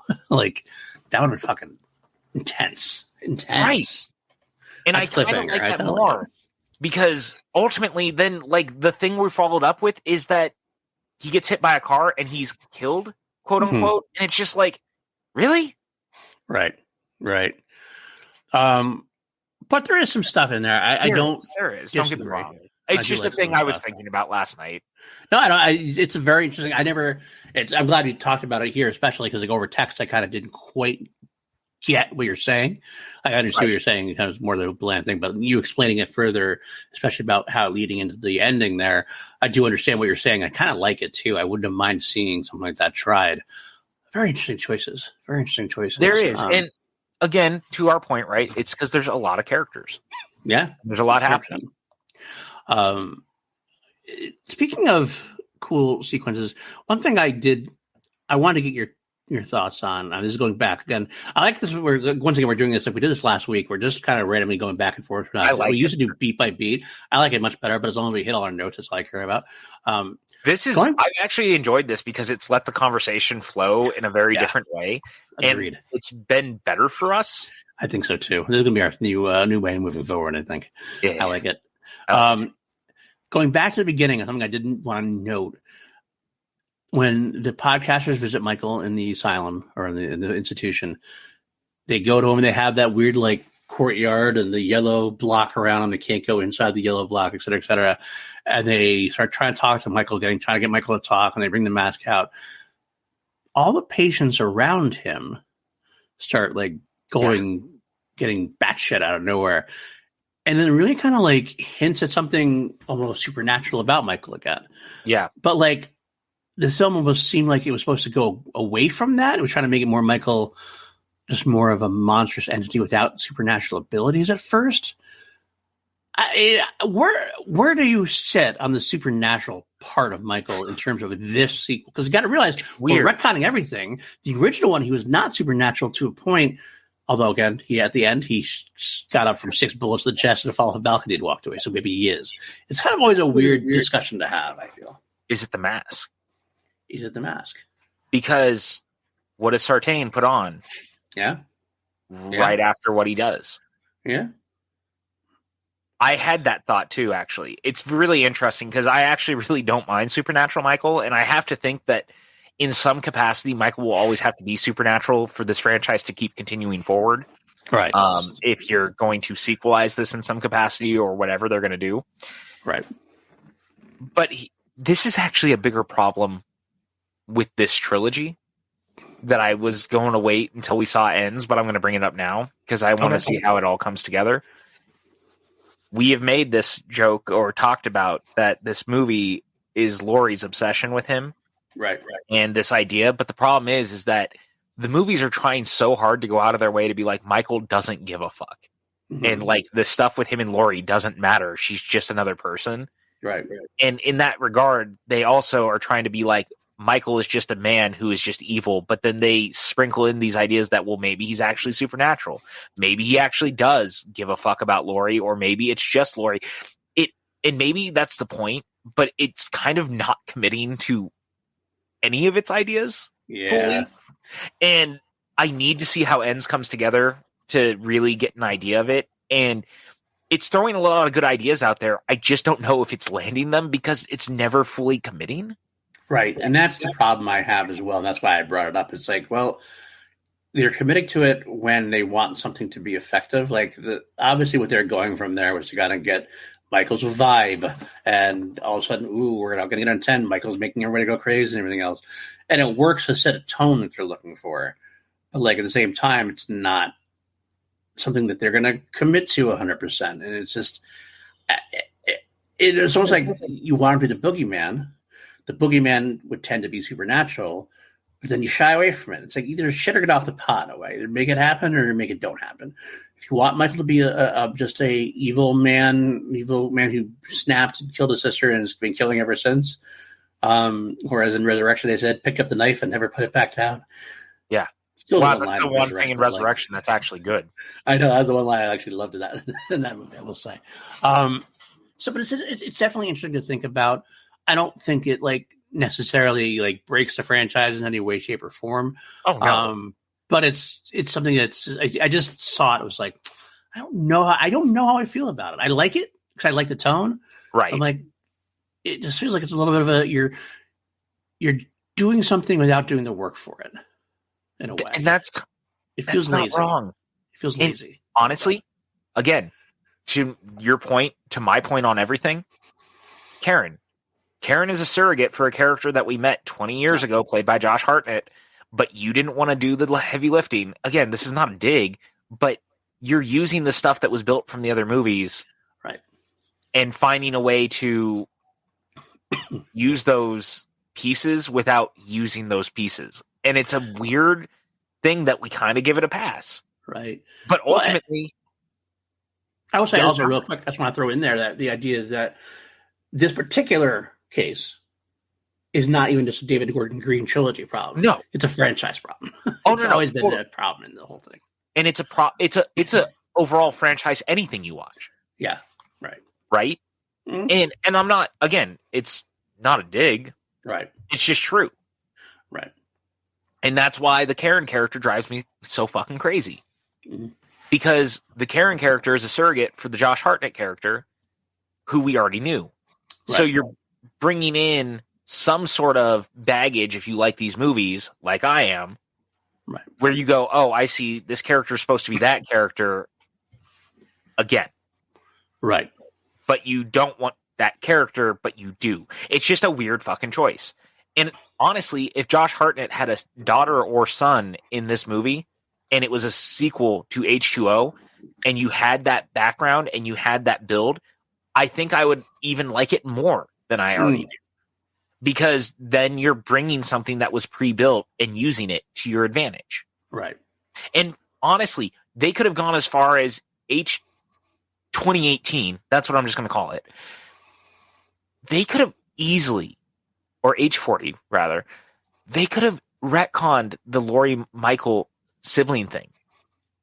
They could have just done it from there and gone, it turned out that was all a lie. And the whole time, now she's like dealing with this fact that for so long she had been fed a lie that she thought it was real. And how does that fuck someone up?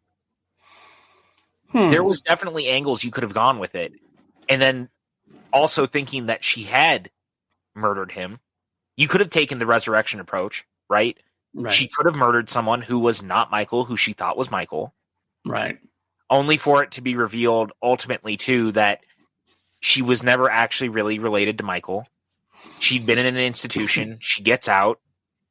She's trying to live. There was an angle there. Right. And it's fine. And I again, this is more just me spitballing as we're sitting here talking about it, because now we're talking about franchises and the bigger problems with franchises and the things you're building. That doesn't change the fact that 2018 is still good, or H40 is still good, or whatever you want to call it. It's just a weird thing. When you're dedicated fans of the franchise like we are, you always think about the what ifs and different ways you could have gone. And it's part of being a big fan, is we're not like decrying it in a way. I mean, we definitely think we could have done some things differently, and things have been done better or worse in every sequel. But I agree with what you're saying. It's kind of interesting. It's interesting ways to think about that as well. Right. And it's more of a thought game, right? Yeah. To your point, right. We do this a lot as fans. We start to wonder what if. I mean, dude, when you were a kid, like I once was too, you and I both, when we were children, we probably had action figures, and you would take your Spider-Man action figure and you'd play with your Batman action figure at the same time, and you'd cross those characters over in a world where that'll never happen on the big screen, likely. However, anything can happen, but that was the shit you would do. What if? What if Batman met Spider-Man? Yeah. Cool. Like, Very that cool. would be dope. 100%. So that's where I come from. I come from the kid who sat in a sandbox with his fucking Luke Skywalker and Spider-Man action figures and was like, what if Spider-Man ended up in a galaxy far, far away? What does that do? Right. Yeah, absolutely. Like, you know what I mean? Like, that's fucking fun. Yeah, absolutely. I totally get that. And that's what we do with franchises. We're just big kids playing in the sandbox. That's all. Exactly. And we could do some things better, maybe, and probably do some things absolutely worse. But yeah, I'm not going to say all my ideas are better than anything we've gotten in this franchise, but I'm also not saying that I wouldn't have fun at least taking a swing. Oh, absolutely. We should be producers. We should. We really should. Let's get on that. Let's talk to him. All right. Maybe we should reach out to Malik and see, hey, you want some help with the next one? I mean, look. If you're listening, Malik. If you're listening, we were in the top 200 of entertainment podcasts last week. So, you know. We were. Film reviews. Fucking weird. Of all of them, too. HQ. Love it. Yeah. Love it. Oh, good. I got to say, I've said a lot in this podcast that there's a lot of characters and there's a lot happening. However, there's an exception to this. Okay. There is two characters in this movie who I love more than anything in the world. And it's not any of the lead characters. No. This is Virginia Gardner as Vicky and her small boy that she babysits named Julian. Julian is the MVP of this movie. Oh, yeah. He is very much so. Julian was us. That's what it was. Julian was us. Jabrail Natabu. I probably butchered his name, but Jabrail is fucking awesome in this movie as Julian. Is all I'm saying. Funny. He's so funny. I just heard you're bringing your friends over here to smoke some weed. I'm telling Mom. If you tell your mom, I'm telling her about your browser history. He used to be cool. He used to be cool. Damn. Yeah, like the whole time he is just a breath of fresh air. He really feels like he's like the port away for the audience. I kind of feel like he's us. Yes. As young kids in a way, watching the franchise in a way. Yeah. Everything he does is spot on. He's like gets scared of Michael. He's like, nope, I'm got to get out of here. Oh yeah, nope. He's so good. He's so good. Great delivery, great lines, great energy. And it feels real. It feels like a real like kid of 2018 in a way. Like, I just love the kid, and I agree 100%. He's one of my favorite parts about the whole movie. Yeah, I've loved these characters. These are the ones in particular I wish we had spent a little more time with just because I like them. But they're used so effectively. And actually, it leads to one of the best scares in the movie where he is so sure that he saw Michael. And so he has Vicky go into the room and like look around. And she's like, there's no one here. And then he comes busting out of the closet. Door. It's a great sequence. Yeah. Yeah, she closes her. Also, he comes out. Oh, shit! It's such a good sequence. And Virginia Gardner, she quickly becomes one of my favorite, like, non-central scream queen type characters. There's something about the way she is handled in this sequence that is so frightening. It's down to the way she performs it and the way that Gordon Green leaves the camera very low on the sequence. Yeah. And it's very haunting. And like having the screams heard outside and her boyfriend is like, oh fuck, what the hell's going on? Then him grabbing the kitchen knife to like go after him is such a good moment. Yeah. Those are the moments in this movie that are so good. Yeah, they're very real. It's a real character is in a fantastical situation, but you feel like it's what their genuine reaction would be. The kid runs. Vicky like at least yells at Julian to get out of there, but he's yelling for help. The boyfriend, who usually like I feel like in the 80s or 90s sequence, the boyfriend would have just ran away. Like he would have been like, whatever. I'm not going to deal with this or whatever kind of thing. But he's like, scared, but he's like, yeah, I gotta go help my girlfriend out. Yeah, I'm gonna go see what's going on. And that's so good, man. Yeah, and he gets the artistic kill as well. Artistically killed. The backwards version of it, by the way. Yeah. He gets pinned to the wall, and again, that's another one of those. There's the little moments, and I'm glad that we still have those while also like moving forward. And here's what I love about this sequence, right? Not just all this, but there's a great back and forth in the way that this is put together, where Laurie has been driving around this town with ham radio, listening to the police broadcasts, right? And so is Brackett, or not Brackett, Hawkins. I want to call him Brackett because he feels like Brackett. Yeah. So they're listening in, both looking for Michael, looking for signs of distress so they can end up in the same place. And that leads to them ending up at the house together, which is such a great moment. And when Hawkins shows up and he goes upstairs and he sees Virginia underneath this very similar looking sheet, right, that Michael has put on her. Yep. From the first film. And the way he pulls it off and sees the body and the freak out. And then Laurie's outside and she's looking at the windows and she sees Michael in one of the windows. And then he just walks past. Yeah. Like he walks past Hawkins like it's not a big deal. Whatever. And Hawkins goes chasing after him because, as we learn, he was there that night. Yeah. And he could have killed Michael. And Loomis stopped it. Yeah. And he's lived with that ever since, which is amazing. Loomis stopped him, in a way. It's kind of a very strange little situation there for how far we've come, so to speak. But I agree. I agree. I think that this is a moment where I also want to call him Brackett, where Hawkins really makes a name for himself as like becoming the character. I love this character. I like what he's doing.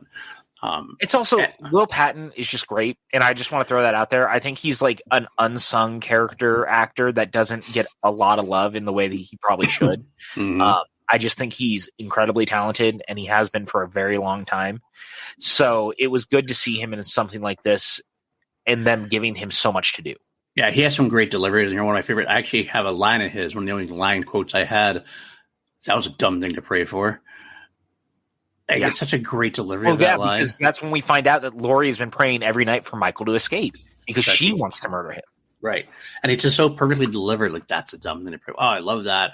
Hawkins doing that. Also, speaking of Hawkins, I'd love to say I love the moment when he finds Allison, like, broken and, like, running and everything else. It's such a great, like, it reminded me a lot of Brad Dourif in a way. It was a very great fatherly moment there. Very Brackett-like in a way. It hits you the right way as a Halloween sheriff. Because I've always said the police in Halloween have always been treated overall better than most horror movies. Usually the police are like the dumb, except we're never the bumbling ones, obviously. Right. To a degree. Well, yeah, but overall, I don't know. Especially the sheriffs and everything else, they always tend to they don't fight back too often. Even the original Brackett in Halloween 1 didn't fight back a whole lot. He kind of was like, I don't know about this, but he got on board quickly enough. Right. And I like that. And it's just a good continuation of that. Hawkins is great. I was very sad in the theaters before we saw Halloween Kills, where we thought he might be done for by Sartain.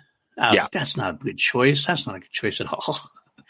Yeah, I'm actually very glad that they went the other direction with that. Yeah. Do we know? I don't know I can't remember if I read it or not. Was he actually dead and they decided to bring him back? I think so. Because I'm going to be honest with you. As much as this was planned as a trilogy, I kind of feel like things have shifted as it's gone. Yeah, that's okay. That happens all the time. That's not a bad thing. That's good creativity. It's a thing that I preach all the time. It's you and I have had this conversation ad nauseum about How I Met Your Mother, but it's apt here. Yeah. Sometimes it's okay to let go of the original idea that you have if you come up with something better along the way and creatively not forcing something into a box that you thought was the right way only to neuter it. And I feel that's what happened here. I agree. That's why I brought it up. I feel like they watched this movie. They cast Will Patton. They saw this is a great character. At the end of the movie, kind of like, well, fuck. He's so good to this movie. I think he can be so good with Laurie moving forward. I think we have to bring him back. Yeah. So all of a sudden he's not dead. That's okay. I'm totally cool. I'm totally fine with it because I like the character and I like his dynamic with Lori in Kills. I like that there was a romantic entanglement there. Yeah. Like there's something interesting with that. Now, I'll say this. We haven't really talked about a lot of the kills, but I have said over and over and over again that one of the things I like about this movie is Michael is fucking animalistic in it. And that continues to prove to be true from beginning to end. I'm really glad that they took this swing where they just made it's honestly a mix between what Michael had kind of become known for from the original mixed with what Zombie did. Yeah, that's a great call. I think that's your nod to Zombie. I really do. I do too, because the one thing that Zombie did more than anything is he made Michael very fucking monstrous in a brutal sort of way that we really hadn't fully come to see with this character. Like, sure, Halloween 6 had some weird choices in the theatrical cut about him blowing up people's heads and shit, but like, there's nothing in it quite like the way that they do it here. Here, it feels angry and brutal and monstrous in a way that Zombie would have done, but done in a Carpenter-esque way where it's a lot less in your face, but also almost more in your face is the best way to describe it. Like, it keeps to what Carpenter would have created of Michael, but taking the violence level of what Zombie would have done and finding a way to mix it. I found that, like maybe I'm wrong. I can try. I watched this a couple days ago now, but as I'm reevaluating it, it feels like the aftermath of the kills is more zombie-esque, whereas the actual act of the killing tended to be, as far as gore goes, and stuff, and gory and stuff. Like, there's definitely, and like one of the best kills in the movie we talk about during the Haddonfield sequence is the one when he kills the woman who is not sure what's going on, and she looks out the window, and he comes up behind her. Yeah, and it's like such an animalistic thrust of the knife. It's like, holy shit! And then he just drops the body and walks. And boop, walks. Yeah, exactly. But you don't see the gore there. You just see the animalistic, or whatever. So it's very. There's definitely some Carpenter-esque moments, but there's also some. So again, it's the brutality of it that nods towards Carpenter or towards Zombie rather. I think that's one of the best things about this movie is that it is such a balance of all the different things that we like in these movies. Right. And there's so many versions of nods, if you will, to the other movies. And we talked about this actually, is that the entire sequence set at the gas station is a mix between Halloween 4 and Halloween H2O. Yep. It's taking two of our favorite sequels, taking two of their sequences and mashing them together, but making them even more violent. Yeah. Oh, 100%. We have obviously the bathroom sequence, which in H2O, we had this actually discussion about where I wasn't sure about him leaving them alive, which I was kind of a little weirded out by in a way. And I guess David Gordon Green kind of agreed with me because he doesn't leave the podcasters alive, but it is a different tale to tell because it's actually how he gets the mask, which I actually liked him getting the mask that way because this was actually set up. I want to bring us up real quick before we get into this sequence. This was set up very nicely because the podcasters visit Judith Meyer's grave or whatever, and then like you see Michael there, so you see that Michael sees them there, sees them being interested in his sister, and that's why he tracks them. Kind of like the version of Michael being at his old house when Laurie drops the key off in Halloween 1. You do something to trigger his obsession or his focus, and then he continues on to kill you. He knows these podcasters from when they visited him in the institution, but I don't think that did much for him. Seeing that Judith's grave set it back in motion, and he follows them to the bathroom or whatever, the bathroom, restroom area, rest stop. How he gets there, we'll never know because I don't know if he's driving or what's going on there, but we don't need to. He kills them, and it is a brutal kill. It's one of the best sequences in the movie because it's so fucking terrifying. Right, and it's artistic. The teeth, yeah, and everything else. It's like, what the fuck is going on here? And that's the time you actually get a chance to see his face, really, in a way, like, because he doesn't have the mask yet. I mean, it's very. They do show it. I actually noticed this. It's hidden, but it's not like. Oh, They did. That's why I wrote specifically in my note. I said, they do a good job of not showing Michael's face without it look like they're blatantly trying to hide it. Yeah. It's not like a thing where it looks like they're trying to hide. Like it's like sometimes you see it's very obvious. Oh, we're not going to see his face. It's just the way it's shot. You just don't get a good solid look. You get these quick half glances here and there. Yeah. Like you see a little bit of facial hair kind of thing. And go, okay, you see like the head a little bit and everything else. But you never get that spot on view. So that's very well shot. I like that. I do too, but one of the things I also noted in watching it is that they did a really good job of even still making his eyes without the mask look dark and ominous. Yeah. If you caught like a side view of his eyes, there was no life. And again, wow, words are hard. It's a real stroke of brilliance in them bringing Nick Castle back. Yeah. And having him out there in those ways, because it's the little things, right? Now, he may not have done all the physicality, but those looks on his face and the way that they're done, and it's really, really, really well done. But also James Jude Courtney, who also plays Michael in the movie, is really good as well. This was like the best of both worlds in the same way that when The Force Awakens brought Peter Mayhew back as Chewbacca, but also had, oh man, I can never remember this guy's name. Jonas Turamo. Thank you. The guy who took over, where they found a way to have two people playing Chewbacca. That way you could have the original actor kind of do the role one last time and then have someone else move forward with it. Right. Exactly. And I love that. Yeah. I think it's brilliant. I agree. 100% agree. I will also throw in there again, the reason why we say that it combined Halloween 4 is that this takes place at a restroom. It's obviously by a mechanic. And one of my favorite sequences from Halloween 4 was when he kills the mechanic and then Loomis has that confrontation with him. Still one of my favorite sequences in the whole franchise. Michael. Yeah. Leave him alone. Like, he sees him from distance, whatever. It's so good. But this is, again, it's a mechanic. And the podcast, the male podcaster, I can't remember his name, whatever, the male podcaster walks around. All the female one in the bathroom, the male one sees the dead mechanic and doesn't see the guy that's behind the desk. But what an artistic kill that was. Also, like, he kind of like he's looking for him. All of a sudden, the camera pulled back. We just see like the guy like on the desk, his like jaws like completely off, or whatever. It's so Michael's brutal in this, because remember when they find the bus for the first time, one of the guards, his neck is like broken in half in a weird way where where it's jagged, like coming out of the side of his neck. Yeah, it's so good. It's fucking wild. They really have Michael go fully animalistic in this. 100%. 100% on that. Which is why I kind of pointed this earlier. I don't like the Oscar character. That's the Cameron's best friend. But he gets such a brilliant fucking kill in this movie involving the lights in the world where they turn on and off from motion. Yeah. And I love this because what a smart way to update to now. Right. Using something like this, because it's fucking scary. And I got to say too, we haven't talked about it. I really love the new version of the theme that they have kind of throughout it, where it like revs up almost like a rock concert, where it's like, and then it would like go into the sounds that you knew. Yeah, like it's very fucking cool. And Rockstar Michael. Yeah, well, and it's also Carpenter and his son deciding to be like, it's an update, so let's update it. Like, Michael's a monster in this movie. He should sound like it too. And I love that. I thought that was so smart. And, you know, hats off to Gordon Green for getting Carpenter #1 to produce it, but also letting him score the fucker. Mm-hmm.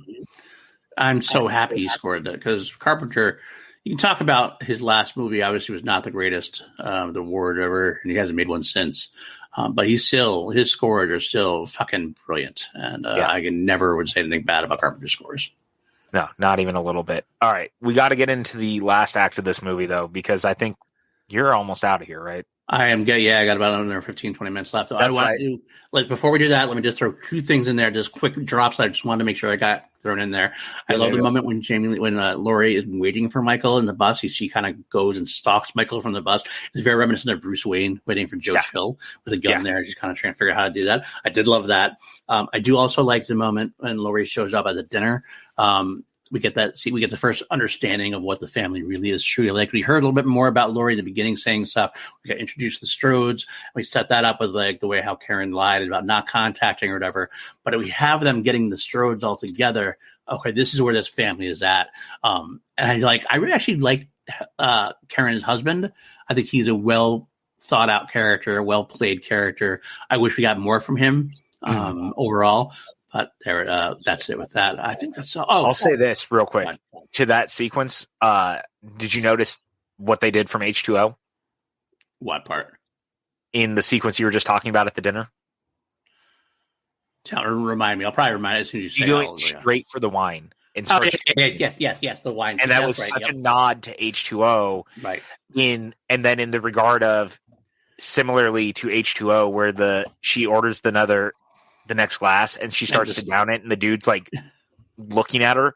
Yeah. She starts to drink but Karen's like, I thought you said you'd stop. And very much comes out and is saying you need to stop. But I just thought it was a very interesting nod.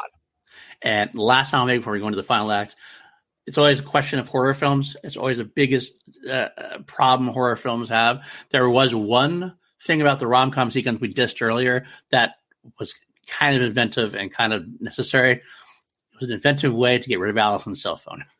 Oh, yeah. Yeah, because horror filmmakers, and I think I brought it up here in the past, one of the biggest problems that filmmakers have in the horror genre these days is the cell phone of it all. Right. And they had to get rid of it. They had to get rid of it, and it was such a good way to do it. Right. I really liked that, actually.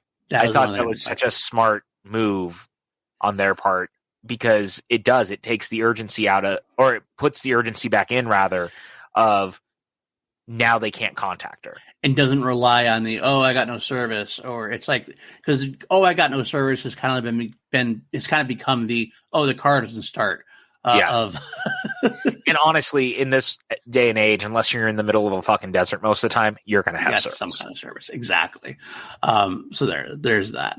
All right, let's get into the ending sequence. The ending sequence, actually, we already talked about, we talked about the start chain of it all, how he takes out Hawkins, he goes out like a fucking, and then his death is brutal. And it's well deserved, because we don't like the character. That's why you're happy it happens. Interestingly, though, obviously at this point, they know that Michael's back, and they've all kind of huddled in at Laurie's place to try to keep everything together while they were looking for Allison. This is where we get the nod to Halloween 5. We get the two cops who are not quite as bumbling, but they're definitely not. They're definitely going to die, and they do die artistically, very artistically. I mean, we don't see them die. We don't see them die. We see the aftermath of their death. They kind of feel like those cops. They had that conversation, the dumb conversations about foods and stuff like that. It feels like I knew exactly where you were going with the Halloween 5 when you brought it up to me, because I immediately had the same thought. I was like, oh, so here's the two bumbling idiot cops from Halloween 5 that are like throwbacks to the old British cops in movies thing. Yep, that's exactly what it is, and it's such a nice little nod. Also, them having a whole conversation about Vietnamese sandwiches, it hits close to home because I love Vietnamese sandwiches, and there's a really good Vietnamese sandwich place not far from my apartment in Anaheim back in the day. So, shout out to that. That's a good conversation, because Vietnamese sandwiches are choice. I've been using that word a lot lately. I feel like I went back to the 80s. I don't know why. And I haven't seen Ferris Bueller, and I couldn't tell you how long, to be honest. It's been a while since I revisited it, and yet I keep hearing it's so choice at the back of my head. I can't explain it. And I'm totally sober, by the way, guys. This is just me on coffee and water this morning. This is not, I don't know why. It just is. Okay. Sober, I mean I'm not stoned. I don't normally drink in the mornings, but I'll podcast stoned with PLD from time to time. It happens. Wanted to get some great thoughts out there. Exactly. So we have the final battle, which is basically another Home Alone / Rambo sequence at the house of the Strodes, set up with some booby trap things all set in place. But really, it's just a final sequence of how it's been building forever. And to your point before, where it would have been interesting to leave this off and have that start Halloween Kills, maybe in a way. Although I don't know how. It's so weird because I love Halloween Kills so much, so it changes things up, like how it would change it differently. I guess you could have even have this as the end still, right? Yeah. You just cut out all the middle shit. Yeah, that's true. And like it leads to you'd have a tight 90-minute movie almost if you did it that way. Yeah, it's possible a little to do too that. long. I really it like is, the movie, but it's a little too long. Yeah, there's definitely ways you could have streamlined it. But I love right from the get go. We have the battle where it's through the door, and he reaches Laurie through the door through the glass, and that's when she shoots his hand. It's a great sequence. And also, gotta shout out the way that Michael even gets in, using the cop car as the decoy to like sneak in was such a smart move. Yeah, it shows Michael being very methodical as always. That's the thing I like about Michael. He's very methodical. There's a real rhyme or reason to the way he handles things, and I've always liked that about the character. Absolutely, and he does a lot of his things that way as well. I did love. Let's see. What I'm going to hit some bullet points there. The sequence with Michael amongst the mannequins. Michael. Very Michael. And I gotta say, this whole sequence is really well done. Laurie going through the house, turning all the lights off, then trying to find Michael once she realizes, oh, he's clearly in here, and having every room set up that she can close a gate behind her.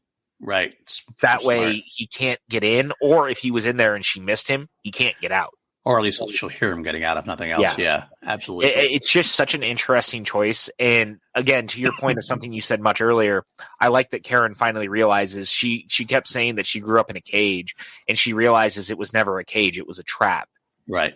Once she realizes this was all real and that like Laurie was right. And again, to the point of literally every Halloween movie, people should just, I'm not going to say that Laurie's not crazy in this, but like, people should fucking listen to her. She's always been right about the boogeyman. Right. I will say it was a nice, just again, tossing back, there was that sequence that did do a good job of showing her being crazy, which makes it understandable to a degree. But like when she breaks into to Karen's house and shows up with a gun, and like really freaks out Karen and Ray, that actually worked to show, okay, well, yeah, I can understand why they really don't believe her at this point, because she is acting really nutty. But at the same time, I digress. And again, I love it at the end when Karen shows her true hand, that she's actually learned from her mother, even if she suppressed it for all these years. I also love, I want to start there. Cuarón's son, I'm sorry, I gotta cut in real fast, is directing that Bad Bunny Spider-Man spinoff at Sony, and his son, really? Is his son directed anything before? Really? I don't know. I didn't know his director. Wow, that's yeah, Jonas Cuarón. Very interesting. Anyway, I just wanted to be like, wow, that's a fucking choice. Okay. Anyway, continue, please. Okay. Anyway. I did also love the inversion and the nod back to the original Halloween when Michael knocks Laurie over. Laurie gets knocked off the balcony outside, and you have Michael on the balcony looking down at Laurie, just like back in the day when it was Loomis looking at Michael, obviously. But that's a very interesting case. It's so good. It's a nice yeah, it is. And I love that how Allison arrives. The tension is so high because she has no idea what's going on, and she goes in. She's like, "Mom," and I love seeing Judy Greer at that point, because she's underneath that cool island thing. I love that island thing, by the way. Well, and her being like, "Fuck, my daughter's now in the belly of the beast." Right? Shut up! Like you get her saying, "Shut up!" Like, what do I do? How do I get out? How do I do this? It's such a great tense moment, and I love how that plays out. And I gotta say, there's a lot of good that comes from this entire sequence, because you get a lot with the three generations of Strodes starting to work together. I love the zoom in when Karen looks over and she sees the gun with her name on it from or the initials rather of her gun from when she was young that Laurie had taught her to shoot with, and her grabbing it and deciding, this is my moment. Like, I'm really going to take it. It's just really fucking good. The whole sequence ends in a really spectacular way. I love the way that she has the house set to burn So and good. they trap Michael underneath the island that you like so much. Yeah, and I love those swords or whatever. The grapes that come out. That's so good. It's a smart sequence. Again, I don't necessarily love the crazy Lori iteration, but there is something to be said about the lengths she went to protect the people in her family. Right. And it really works. And she knew, right? Her whole thing was she got the family and she took them all to the house and she's protecting them. She could protect them there, but also knew that ultimately if Michael showed up there, she could murder him. And I just 100%. Thought that was such a cool and interesting choice. But like any good Halloween movie, we noticed that Michael is missing in like the final frames of the movie from where he was supposed to be. Right. And there is a lingering shot, and I'm wondering how they're going to deal with this, if they're even going to. It kind of feels like Allison has the knife in her hand, and they kind of linger on that. And yeah. I kind of wondered if they were going to do the thing, and then they didn't, in the same way of like setting up Jamie Lloyd to do that. But I know Akkad is very, or at least his father was, rather. I don't know if the younger Akkad is the same way, but they definitely... It feels like not. It feels like not if you let Zombie do what Zombie did. Right. It's more like, do what you need to do. Yeah, but I'd be curious, to say the least, on the idea of what if Allison became the next Michael in some capacity. Although we'll get into it with kills, it clearly goes a very different direction, but I thought it was a very interesting like final shot because it's all of them in the back of that truck, but it definitely lingers on Allison and the knife. Yeah, absolutely does. Just a thing that I was thinking about. So, I really like this last sequence. I like the movie. I know I've been I don't even want to say I've been hard on it. I've just been kind of like brutally honest on my feelings. You're while right to do still liking the movie. Absolutely. So I don't want anyone to think that I don't like it. I really do. I just see different ways it could have gone that I think I would have liked more, but it's still a very good movie and it still works very well and it's well made. And this was a great sequel, and there's a reason it made $250 million, and there's a reason that people gave a shit again. Mm-hmm. And it made Michael scary again. It gave Jamie Lee a chance to give maybe her best performance as Laurie in the franchise. Mm-hmm. And it introduced us to some good characters along the way, especially Allison. I think Allison's the standout. I think Andi Matichak is ridiculously talented, especially in this. She's in a movie that I watched recently on Shudder called Sun. That if you have not seen, not just you, obviously, but like everyone at home as well, it's got her and Emil Hirsch, and it is ridiculously good. It was one of my favorite Shudder releases in quite a bit. It came out last year, I think, but it's really good. It's really good. I liked it a lot. She gets to be the lead in it. And it just goes to show how talented she is. So she's very good in this. I think she was such a great choice to play the granddaughter of Laurie, because I definitely see a lot of old school Jamie Lee Curtis in her. Right. And I actually really like the casting also of Judy Greer. I think she's just an underappreciated actress. I think she always shows up. She always does the best, but she's never given a lot to do. So I was glad she got stuff to do in this, and she's good on top of it. 100%. Absolutely. I love it. All right. Well, we got to get going shortly. So let's get into our final rankings of Halloween 2018. Again, 1 to 11, because we always turn up to 11 on PLD projects. Quick, while you're thinking about your score, because I'm thinking about my score still, I'm not sure. We'll go over what we've done so far. Halloween 1, both gave it 11. Halloween 2, a 4.5 on my part, a 5.5 on your part. Halloween 3, an 8 on my part, and 9.5 on your part. Halloween 4, The Return of Michael Myers, a 10 for me, an 8 for you. Halloween 5, The Revenge of Michael Myers, a 4 for me, a 3 for you. Halloween 6, The Theatrical Cut, a 2 for me, a 4.5 for you. Halloween 6, The Producer's Cut, a 3.5 for me, a 5.5 for you. Halloween H2O, a 9 for me, a 9.5 for you. Resurrection, a 1.5 for me, a 1 for you. Halloween Zombie Style 2007, a 6 for me, a 6 for you. Halloween 2, 2009, a 9 for me, an 8.5 for you. So where does Halloween 2018 fall? Whew, this is tough. This is really tough. That is the toughest I've had in this franchise.